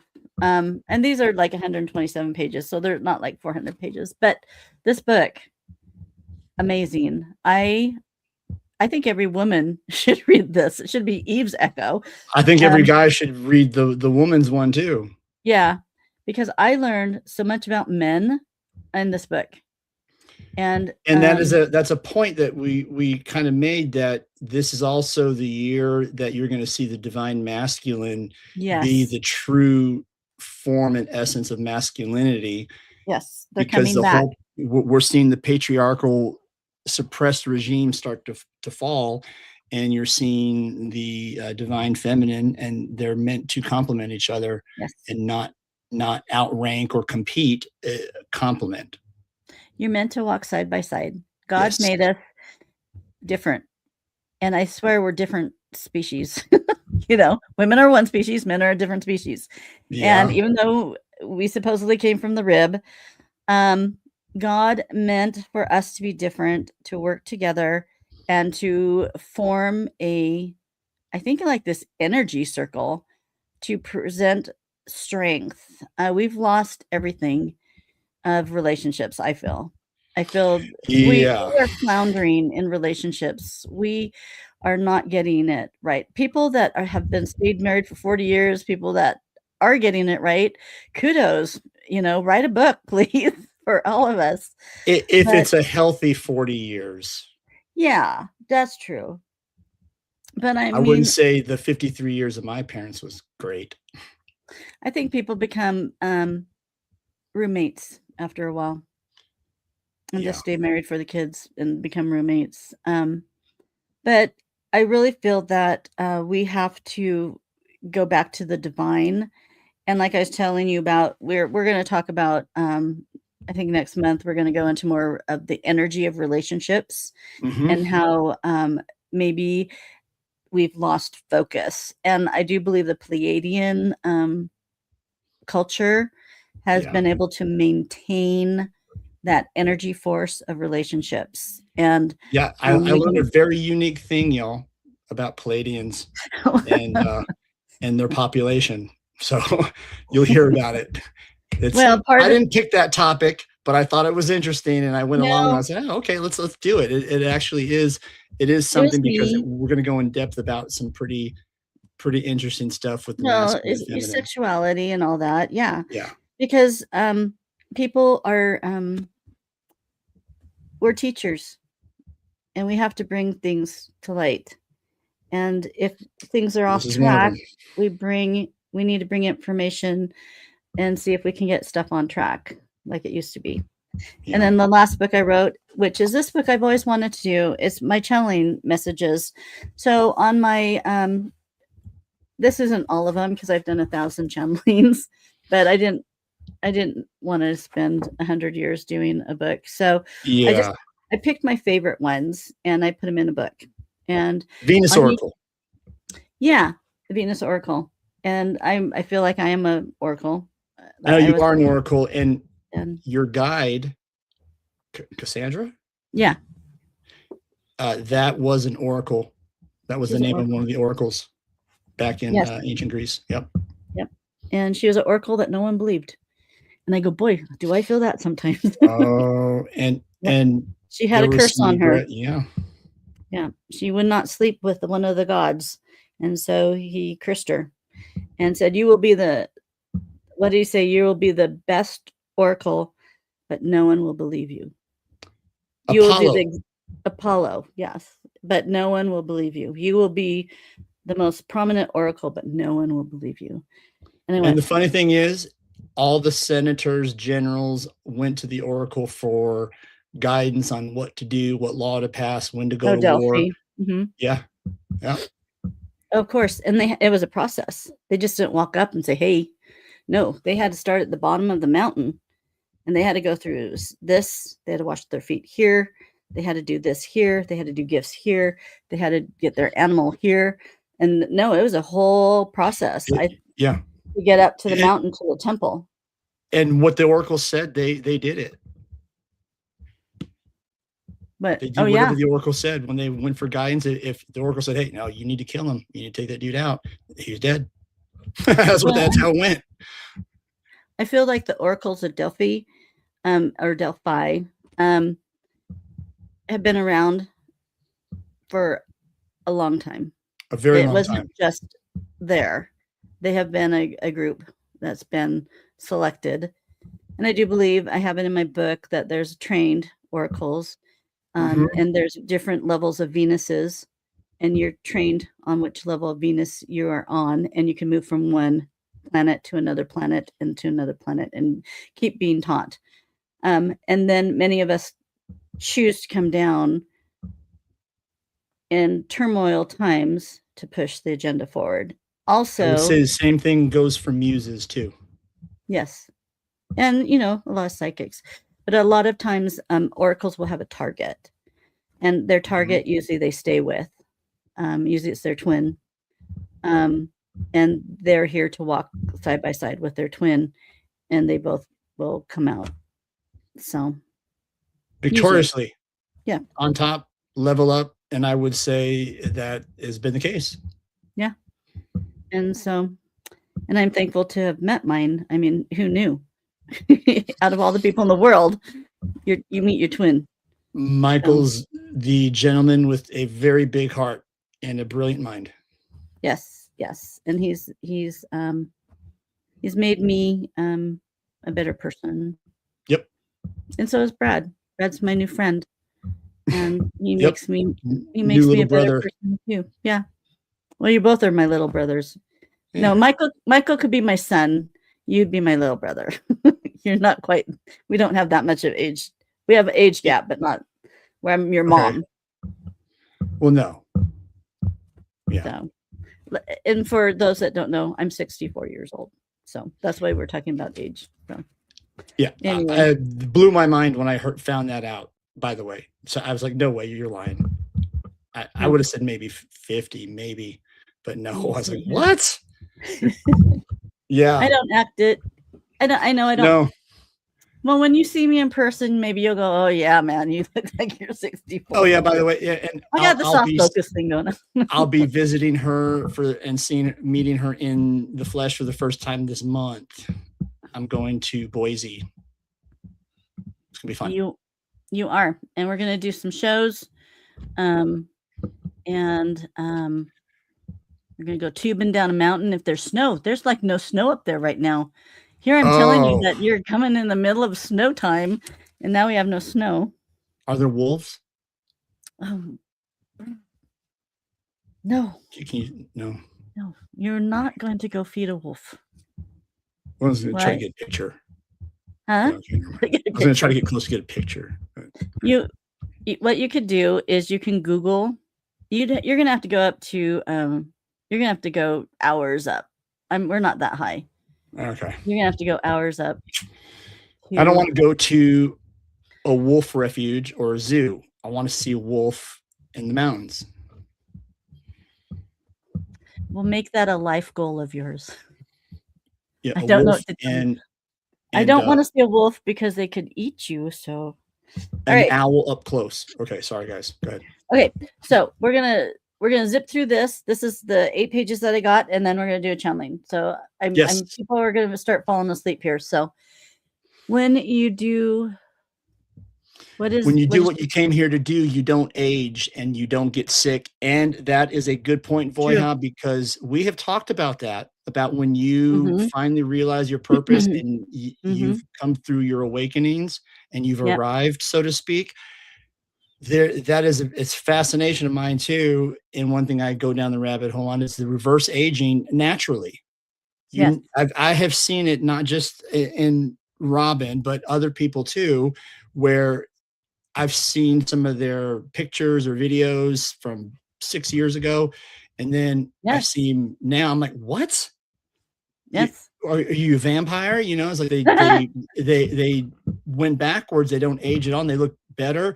And another thing is that eye colors change, hair colors change, skin improves. And even, and this is a weird one, they've tried to figure this out, is sometimes hair is not white, gray, or your natural color. It's clear. Oh, well, okay. You're talking to a hairdresser. When you turn gray, you lose your medulla inside, which is your pigment of your hair. So your hair becomes transparent. That's what gray is. It's very hard to color gray. So yeah, I understand what you're saying. But Yeah. If you look at my very first videos, I don't look, you should see my driver's license. I had to pull it out the other day and I went, I do not even recognize your profile picture as like, you look way younger now. And this is like your YouTube profile picture, your Google profile picture, the little thumbnail thing. Yeah, that's only a couple of years old too. Yeah. Yeah, I mean, I'm good with that. And me too. I'm good with that. I'm, exercising. I like to do that. I like to walk. And yeah, and I when you bring yourself into your purpose, I think the thing that keeps us aging is illness too. And yes, I was really doing I don't know if it's hormones or what, but I was really I never felt good, when I first started. I mean, physically, I've just never physically felt good. And then I started changing and changing and changing. And I thought, I feel like Robyn. I mean, I feel like I got Robyn back, like my Robyn, like 30s, 40s, 50s. I mean, I feel so good.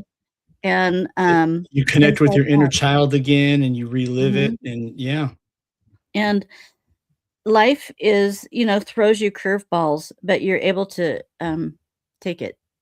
Yeah. And sometimes you can throw it back. Yep. So, I'm fine with the whole age reversal too. Yeah. Yeah. And good so point, Boyha. Thank you so much. Yeah, that was great. Thank you. That's true.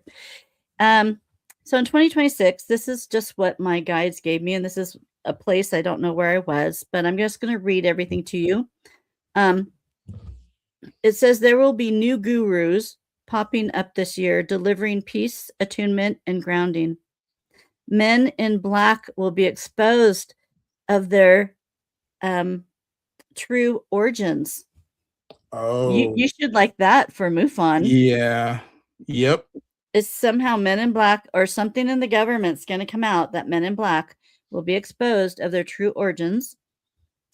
This is Damascus over in the Middle East by Israel. Damascus is a huge focus for me. I watch Damascus. I feel there's something that will be a great sign for us with Damascus. So it says Damascus will fall in the next 2 years and will be rebuilt. And this is, I don't know if this is true, but it says Talmud prophecy. Talmud. Yeah. Prophecy. It's an ancient text. Yeah. And then text second to the Hebrew. Oh, it's text second to the Hebrew Bible, the Talmud, right? Yeah, it's older. Yeah. Okay. So somehow Damascus will fall and be rebuilt. Wow. And because I think Damascus is it has the people on the top of it, but down underneath of it, there's something down there. And it's like, I call it the spider. And there's a web down there of something. So interesting. That is a hot spot and always has been. Yeah. Well, biblical too. Yep. It will become a central city of economics of that area. So it will grow and manufacture big, which will be a good thing for the area. You will begin to see strange cloud formations in the sky, masking observance. Do you know what that means? Already. Yeah. Yep. So, yep, I've taken pictures out my window of looked like a UFO, but it was a cloud. Yeah. And there was little lights. Yep. There will be more there will be more night creatures exposed. So this, I believe, what they're talking about is people that put cameras up in the forest. Yes. There's going to be more exposure of things in the forest. More cryptids. Yeah. Then I got this was very interesting. There's going to be a lot of erratic animal behavior. Animals in wild will do strange things and attack more humans, not rabies, but but by crazy kind of things. There will be a silent frequency that is coming, and the sun flares are creating some of this frequency. Birds will become more silent during this time, and there will be a strange energy frequency, and it will be coming from the sun. And I know this sounds weird, but it's going to come from the ground of the forest. It's something coming up. It's happening now. There's a lot of that going on. There's a lot of weird stuff with bears, wolves, and a lot of wildlife in Yellowstone. Oh, and I'm gonna. They're moving around in very crazy. I'm gonna talk migrations. Yeah, I think I wrote something about that too. Yeah. So there will be night tremors in the air. I got that there's going to be tremors in the air, like a strange compilation, like rippled air, and you will feel it. You will feel the ripples in the air. So I got something that is weird like that. That's got to be with the frequency and the resonance in the atmosphere. It can do that. And then, I mean, if it's going to be that strong, that means something is going on. There's going to be some type of something prophetic. Yeah. And maybe it's, I felt it was tremors in the air, but it might be energy frequency in the air. So Arizona will become stronger in the right. Okay.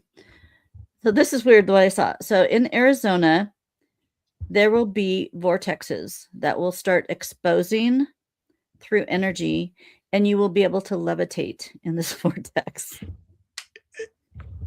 Sedona is a massive vortex area. Yeah. Arizona in general, but Sedona is that's what it's known for.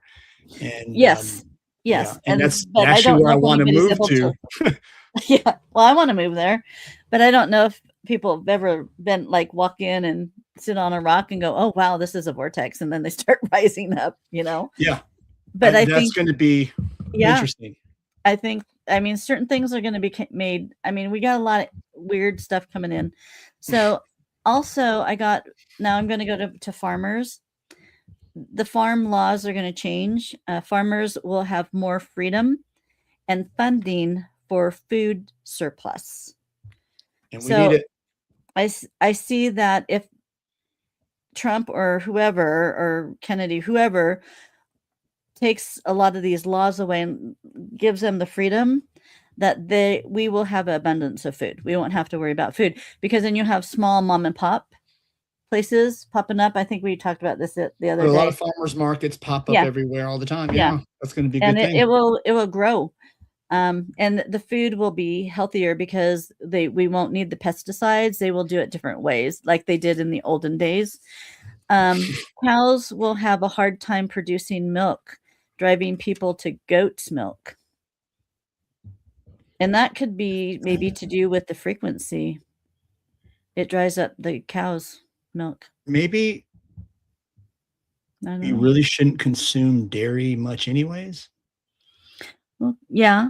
But goat's milk is not actually that bad. And it's really good in beauty products. Yeah, too. It's good in cheese too. Yeah, maybe. Water. Okay. I don't know if I like goat cheese. Waters will become muddy with a strange new algae in certain spots of the world. It will stump biologists. This algae will be for a recycling benefit if used correctly, for recycling waste, making it non-existent. It will break apart waste. There's something similar with fungus and a mold in Chernobyl, in Russia, the Chernobyl incident in the 80s, the meltdown in the nuclear plant. There is a really weird, thick black fungus that is growing on a lot of the highly radioactive parts of that area, and it's eating the radiation. So something has. And that's fungus is probably one of the most important things with Gaia, and whatever it's producing, it will take care. Eat and eradicate harmful radiation is like literally a godsend. And the scientists, people can't figure it out. They don't know where it came from, what it is exactly, but it's a natural fungus. So that's kind of on the same lines as this new algae is actually going to be a gift. Yep. That we can do clean sewers or clean things by natural. Stop putting everything in the water all the time. There's so many chemicals. And Michael will like that. AI will AI will throw our minds off, disjoint the brain, short circuit our nervous system. There will be subliminal sounds, frequencies, light codes to do this that is not seen by the human eye. I got that. I bet you that's only going to be for certain people. Not everybody's going to receive that. Yeah. And then I got this, which is very interesting. All coins may go away in 2026 and 2027. We might not have any coinage. They stopped making the penny. Yeah. But for some reason. Who uses them anymore? Well, everything's digital. Maybe that's why they'll go more digital. Yeah. And so the coins will just kind of go away. Let's see. Oh, leaving just round amounts for dollar usage for now. So I guess they'll just round. Yeah.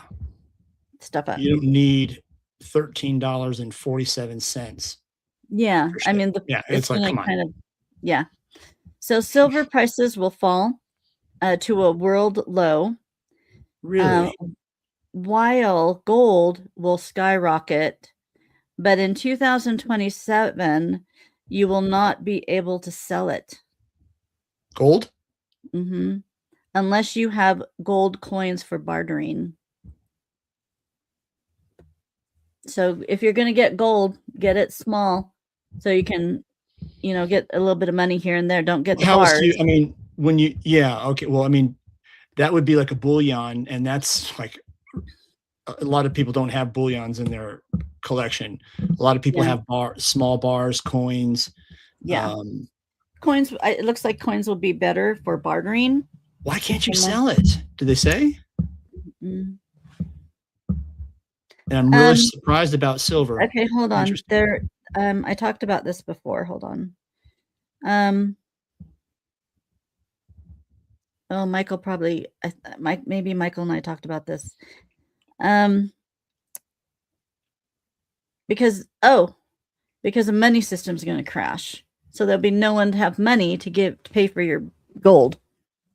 So you'll have gold, but there will be no way for you to get cash because cash will not work. In 2027. If that's the case, and I'm not trying to go south here, if that's the case and you own gold, don't be surprised if there is a confiscation of it. What happened before? That happened in World War II. Yep. My parents remembered that that's all these people had when they were in the Depression. They had their gold. And then the government came and said, you have to give us your gold. And everybody goes, oh, okay. And I'm going, why did they you bury it in your yard? You watch that. That's what they're going to do is if you're hoarding it or keeping some of it and hiding it and they find out, they'll probably hit you with the biggest prison sentence. So they're going to scare you into giving it up. Yeah. And that is well, and you look at the stupid gold dome that Trump's doing. I shouldn't say I like Trump. I'm not against Trump at all. I just don't like any different politics. But I'm talking about people trying to invest for themselves. Yeah. I don't know much about that, to be honest. No, I don't like really the follow it. So anyway, UFO disclosure will not be made by government, but by a third party. Good.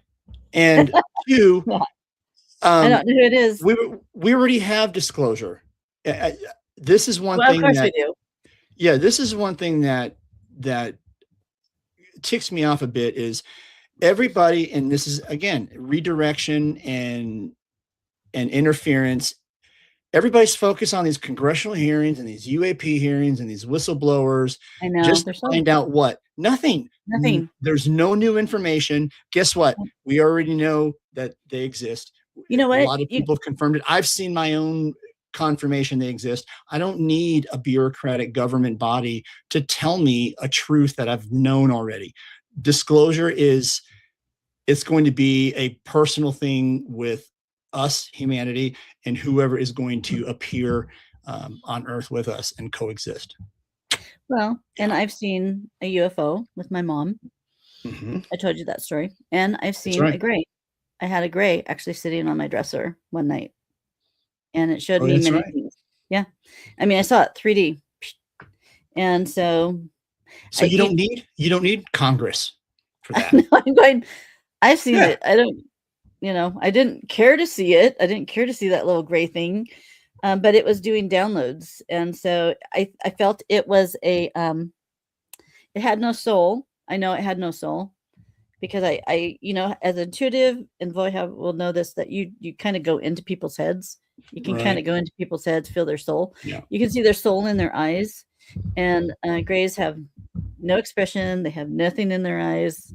It was a totally gray, and he had no soul, that's what scared me, is that this entity had nothing in it. So I'm wondering if it was an android. It was there for communication. It was like something's coming that, and it was bringing it to me. And it was there for your confirmation too of existence of another non-human intelligence. Well, that's where this book came out of. Pretty much all the species it showed me, I drew, and it put it in my head, and I just started going with this book. And so and the grays, I'm sorry, I didn't mean to interrupt, but the whole no soul thing, the reason why a lot of different interdimensional species are so interested in humanity is because a lot of them don't have the emotions and the souls that we do. And we are very emotional creatures. And to grays, that is a fascination for one. Two, believe it or not, the hybrid program is very real. And when they mix genes, they also need to study us because their offspring is going to have to learn how to act and behave with emotion to blend in. Yes, that's one thing that the human race has, is a lot of emotion, and probably too much. We should use our intelligence more instead of our emotional. So a lot of us live on our emotional state, and it's usually not very successful. And if we can work with the heart and the head and get our intelligence out, and bring the emotions back, we would probably get much farther. But that's hard to do. I mean, we live in a society that's everything's about pulling that emotion and controlling it. Then ego. Yes. Jeff Benzo. I said his name right. No, Bezos.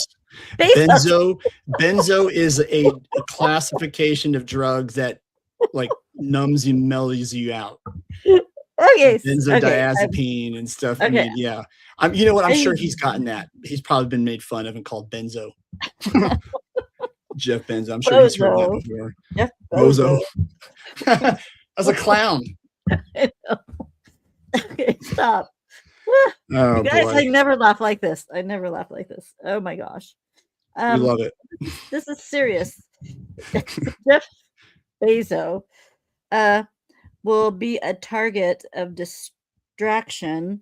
He will be exposed for something. That's all I got. I mean, he's a target now. I mean, most billionaires are, but a distraction for something, I don't know. And he will be exposed for something. That's all I got.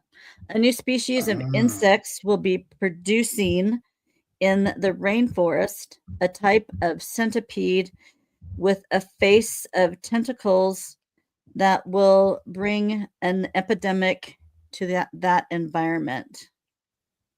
Really? Wow. I know. I was all over the place on this. I just didn't focus on one thing. Well, So lemurs get high off of centipedes. That's not good for them. What? They excrete a toxin. It's a venom. What, centipedes? Yes. And it's a defense mechanism, and lemurs know that in the forest and other creatures, and they pick them up and they lick the centipede and they get high. Okay, I guess I don't know what a lemur is.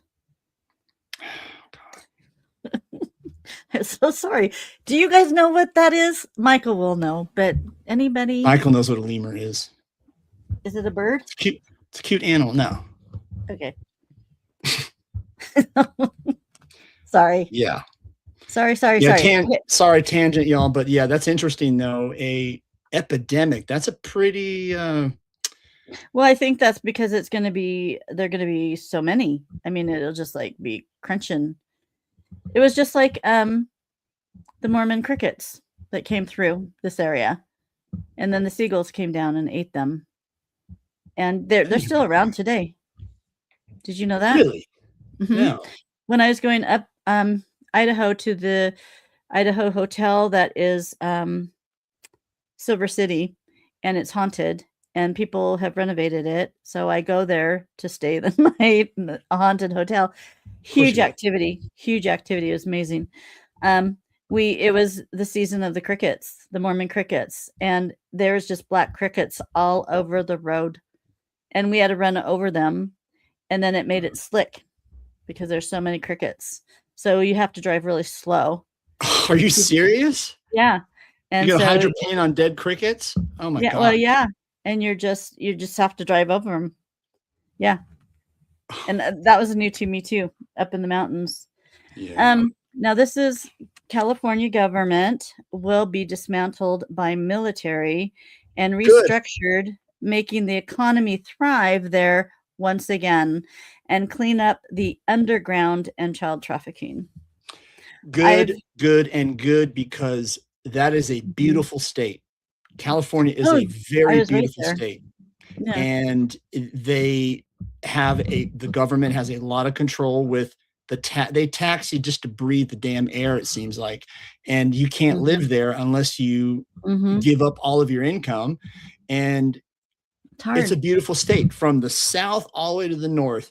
That state is beautiful, head to toe. And I mean, no one wants to live there anymore because it's so expensive, and you are under the thumb of crime. Yeah. They need to rein it in because it's a beautiful state. And I've channeled before the underground of happenings in California, and the child trafficking and the child marketing and slave labor, and also the and not mafia, cartels. They have a lot of their structure underground also. Oh yeah, all the way down to Texas too. And that's why I feel that Trump came in with military, because they had to get these guys. There's stuff going on that we don't know about with the military and cartel. I don't doubt that one bit. And it's just kind of like this Venezuela thing. I'm just going to leave that alone, but we don't know. There's so much we don't know, and we don't want to know. I don't exactly. Sometimes people will, protest and stuff like that, and I go, but you really don't know the truth. You don't know what you're protesting about, people. Yeah. I'm telling you. Stay home and be safe. I just keep quiet and keep my little life going, because okay. Keep going. 2027 Alcatraz will be reopened and renovated and used. Really? I know. I got that. All this stuff just came out. I have no idea. And used for what? I don't know. Prison. So 2027 Alcatraz will be reopened, renovated, and used. 2026 to 2027. I hope we don't get flagged for any of this. The Mormon Church. I think you already said a few things that we did. It's okay. Yeah. Okay. Well, if it goes down, that's all right. 2026, 2027, Mormon Church financial fraud will be exposed worldwide. That's That's a big one. Mm-hmm. See, Michael, yep, I know a lemur. He knows what a lemur is. What is it? It's a cute animal. Michael, you Googled it. He Googled it. No, believe it or not, people know what lemurs are. Okay, I will look it up. The Catholic Church will lay low at this time.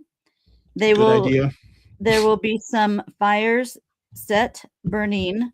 There will be some fires set that burn some of the Catholic churches around the world. Someone's going to start playing around with the Catholic churches and set them on fire. I'm not even going to touch that one. No. Medical practices in USA will reestablish care, kind of like what you and I were talking about the other day on your meetup. No insurance policy. People will flock to it. People are going to start realizing that this is a better way to go and not get insurances, and they pay a monthly fee, and they can have labs, they can have medication, they can have urgent care, they can see a doctor or nurse practitioner whenever they want to, and you just pay a monthly fee. And doctors are doing it here. Oh, look. So Nina even's joining on the lemur chat. Ring-tailed lemurs are her favorite animal. Hey, it's Nina. Hi, Nina. Yeah, see, she knows what a lemur is. Okay, Nina. Well, I will research. Well, actually, I'm sorry, I don't know what it is. I thought probably if I did, if I saw it. Brownie points. Remember? What? Our convo. Your grandmother. Brownie points. Oh, yes, Nina. That's what you said. Okay, so let's keep going. Okay. New developments will be made for diabetes due to a new drug that has a type of metal in it for severe diabetes. So probably people born with type 1, right? So I'm just reading what I got. There will be more mental illness in children. Great. In children to adults due to vaccine inconsistencies of formula and the lack of supervision in labs and development. You said the V word.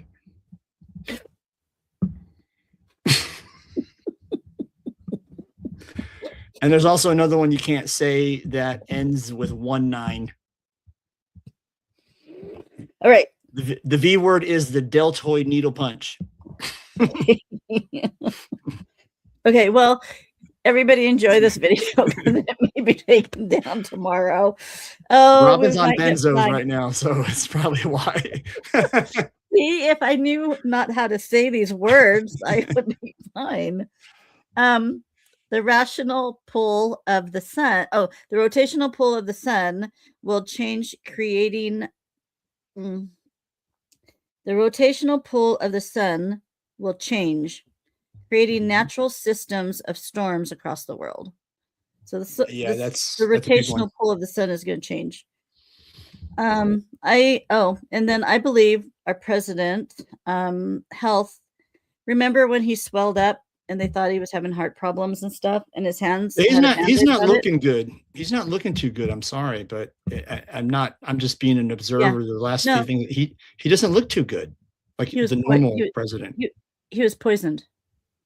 Oh, he was poisoned. Careful. I know. Okay. That's interesting. Yeah. For protection of him and his. He went with a certain dominion of people for protection for him and his family. But at the same time, he sold out the USA. So, but I felt that his health problems started at this time of an intake of a substance. And I think that he almost didn't make it. And they're trying to bring him back. I'll tell you what, he is tough as steel because he's been shot. I know. He's been shot with by the grace of the divine entity that is what it is, and power of the universe, he has dodged the bullet literally, and now he must be made of like titanium bones and stuff. I don't know. I think he's just meant to be here, you know. Yeah, he's just meant to be here doing what he's doing. Only divine dismantling. I guess I should read this before I say it out loud. Good idea. Only divine dismantling of government can reignite the sovereignty of the people and the celestial codes of this nation, of the U.S. Yeah. I don't know how to be wordy with that one, but that's pretty intense. That's just time will tell. More aggressive. Yep. Oh, this is I'm a Sasquatch girl. More aggressive Sasquatches due to the frequency changes made by our government in forestry areas for experimentation. So they're going to try to drive them crazy a little bit with energy fields. And just like, and I think maybe that's too what's going to drive maybe some of the other animals crazy too, is that they're going to they're doing experiments in the forest. Yeah, I don't like that. And because the last thing you want to piss off is a Sasquatch. Yeah.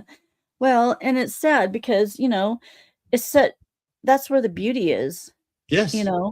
And here you want to go hiking and, ventures and climbing and, hanging out, camping, and then you got a bunch of stuff going on. So I wish they'd just leave the forest alone. This is Yellowstone. Yellowstone's ground is shifting, something underneath is shifting and destabilizing, causing toxic gases and unstable area. And it'll be an unstable area, and it will be closed permanently either in 2026 or 2027. So a couple things on that. I am aware of that activity, and that's what we were talking about. Crazy migrations with the animals doing weird erratic behavior. That's part of it. I've heard two things. That geyser and that whole volcanic underground area is ready. It's due for an explosion. And if that happens, that is going to change the atmosphere of the globe. There will be a lot of decimation. That's one. But they also, I've also heard that what's going on underneath that's driving the animals erratic, etc., is not anything to do with the seismology of the earth, because they're on top of that. Yellowstone has mini tremors all the time. They're not dangerous, so you don't need to do it, make emergency about it. But the activity they're talking about is not seismic. It's something else. Maybe there's some neighbors living down there that we don't know about. Well, and I live in Boise, so I'll be taken out immediately if it goes off. And I actually got information. That's why I need to move to the Oregon coast, because it's out of the way. So you can jump in the water? Yes. My spacecraft will come up and I'll go here. There you go. The coast is a good place. That's a good coastline to be in, or Northern California. I would love to move there. What was the name of the place I was going to move into? Anyway, by the water, and it's on the Oregon coast, California. And then I can go to the redwoods. I love the redwoods. I was raised in California. And then Mount Shasta, which I know Voy is very into. Voy is very familiar with Mount Shasta. Yeah, and I need to read. I will read your book, and I would love to go there. I've had a lot of visions on that mountain and openings that vortexes that people can go into. So, ground shift. Yeah, that's scary. Seems on our area of the ocean.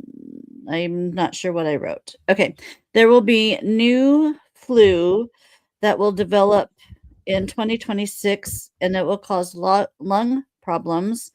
Great. Will develop due to a certain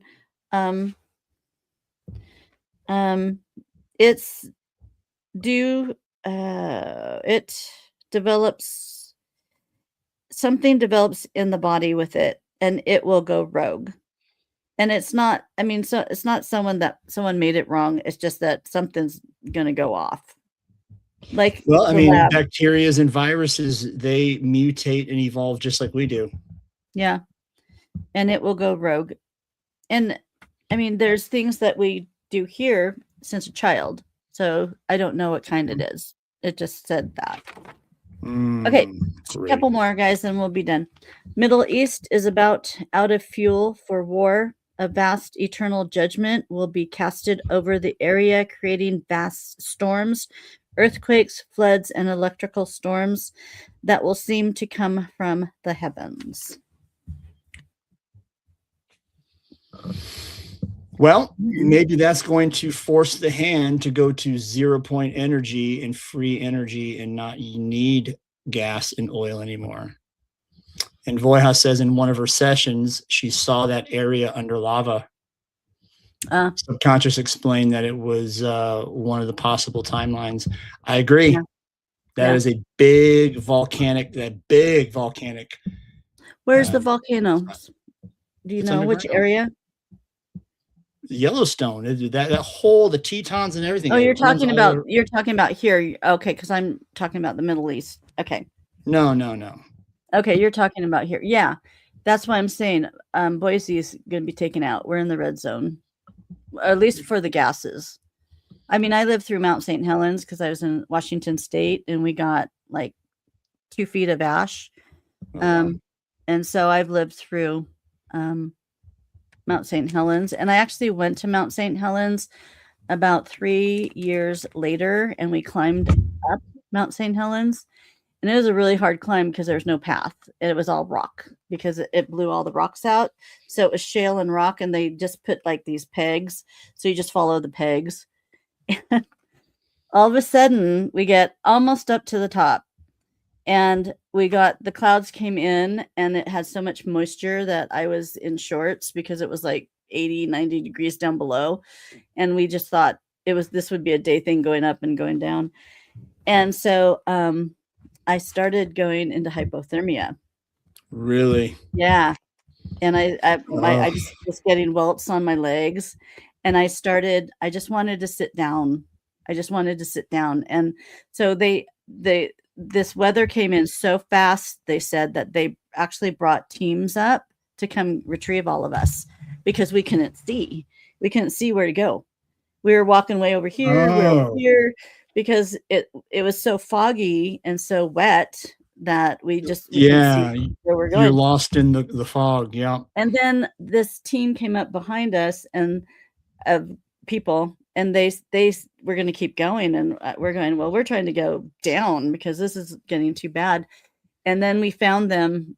Anyway, this survival team came up, and they grabbed us, and I just wanted to sit down, and I just wanted to stay there. I just didn't want to move. I said, I want to sit down by this rock, and I just don't want to leave. And it was weird. And then I started seeing skulls in the mountain, and there's skulls everywhere. I just saw skulls everywhere. And animals? No, it was human skulls. Really? Yeah. In my mind. Because I thought you meant okay. No, got it. Because I was going into hypothermia, and so I started having vision problems. And then I had to pee really bad. So I go, at that point, you just go. Well, yeah. Anyway, we got off the mountain by this group of guys that came up, and they retrieved us. And my legs, I just had big red welts all over my legs, and so they kept me for a little bit. But that was the wildest experience. Then the team that passed us that kept going, they said if we would have went 5 more minutes, we would have broken out of that cloud system. And it was sunny, and we could have been at the top we were so close at the top of Mount St. Helens. Well, you're hypothermic, so it's best to, Yeah. So that was my experience, and I'll never forget it. It was an amazing experience. But anyway, Oh, the Middle East. Okay. So the Middle East, is about out of fuel for the war. A vast eternal judgment will be, I told you, cast over the area, creating vast storms, earthquakes, floods, and electrical storms that will seem to come from the heavens. Which then I have, well, I have probably like this. I had Mount Shasta will ignite. What? It is, yeah, it will be, it is a center point for control. It's like a control tower or vortex or energy field will cover the area, leading to people all over the world to migrate there. Migrate there and receive mysterious and vast downloads. Monks will migrate there and become eternally activated in the power of one with the earth. Well, Telos is in the mount, is underneath it, isn't it? What? Oh, yeah. Well, supposedly. Does anybody really know? Well, I don't think anybody I need to read knows, her book, but I mean, there's, well, I mean, that's been known for a while. And that Mount Shasta has drawn people there for its energy and its vortex for a very long time. A long time. People move there for it. Same thing with Sedona. And they're drawn there, and people who are very high frequency, very spiritual people know what's going on. And when you say it's going to light up, like a fire? Will ignite. Oh, ignite. It is a center point for control, like a control tower. Okay. A vortex or energy field will cover the area, leading to people all over the world. It'll be like a wonderment. Like people will come and just kind of look and wonder, and they'll want to stay. Telos is under Mount Shasta. There's a lot of, and I think we've talked about this with portals and stuff. There's a lot of missing people that they just hike or climb Mount Shasta, and they're never seen again.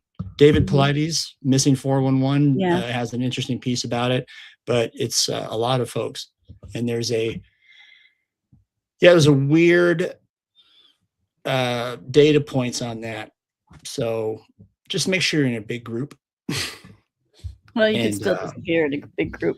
Yeah, that's true. You could walk into a portal together and never come out, but Well, it looks like we're on 2.5 hours. Almost. Yeah, we've been ranting. Y'all, this is like, usually we have we just want to talk about 2025, 2026 coming up, what's going on. And I mean, we're just free flowing. This is kind of like just talking shop. Yeah. So I think we're going to not do the channeling. It's too late. Yeah. We'll do that another time. And we were going to do free readings sometime too. So we'll plan on that another day. We do have a good show on the 11th. I don't know if you want to say it. Well, you told me I couldn't. No, I didn't say that. Yes, you did. Can we say? Yeah, I don't see why we couldn't. So I forgot the name of his book, by the way. I don't have it here.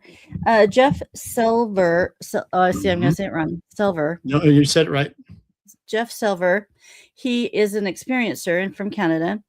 And he's had experiences from a very young age, started very young age. Seems like Canada is a real hotspot for it. Yes, it is. And it's underrated, in my opinion. They don't talk about it enough.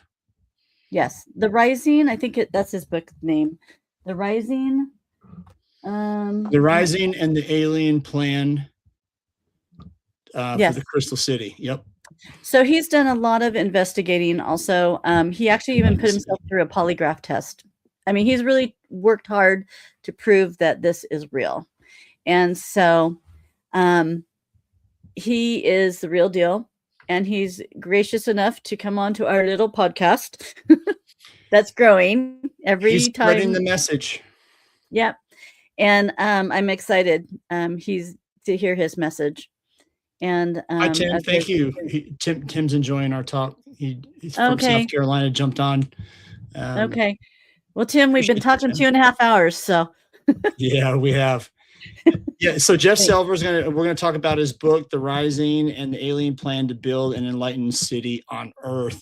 So I had the opportunity to see him do a presentation in a meetup group like 2 years ago, and he has a lot of interesting info with his contact experience, and yeah, it's going to be good.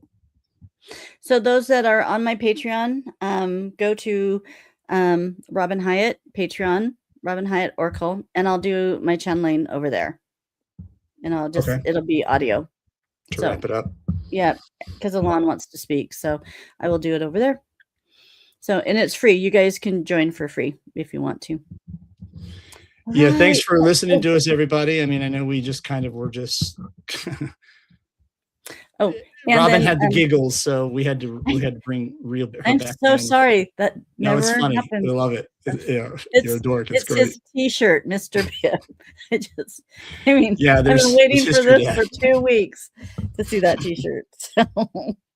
So because the thing is, when we first started talking, you guys, is I said, bring your popcorn and Mr. Pibb. And I was like, oh my God, she's really showing her age now. And then I was like, Mr. Pibb, huh? I said, or you can bring your tab soda or whatever. I was like, do they even make Mr. Pibb anymore?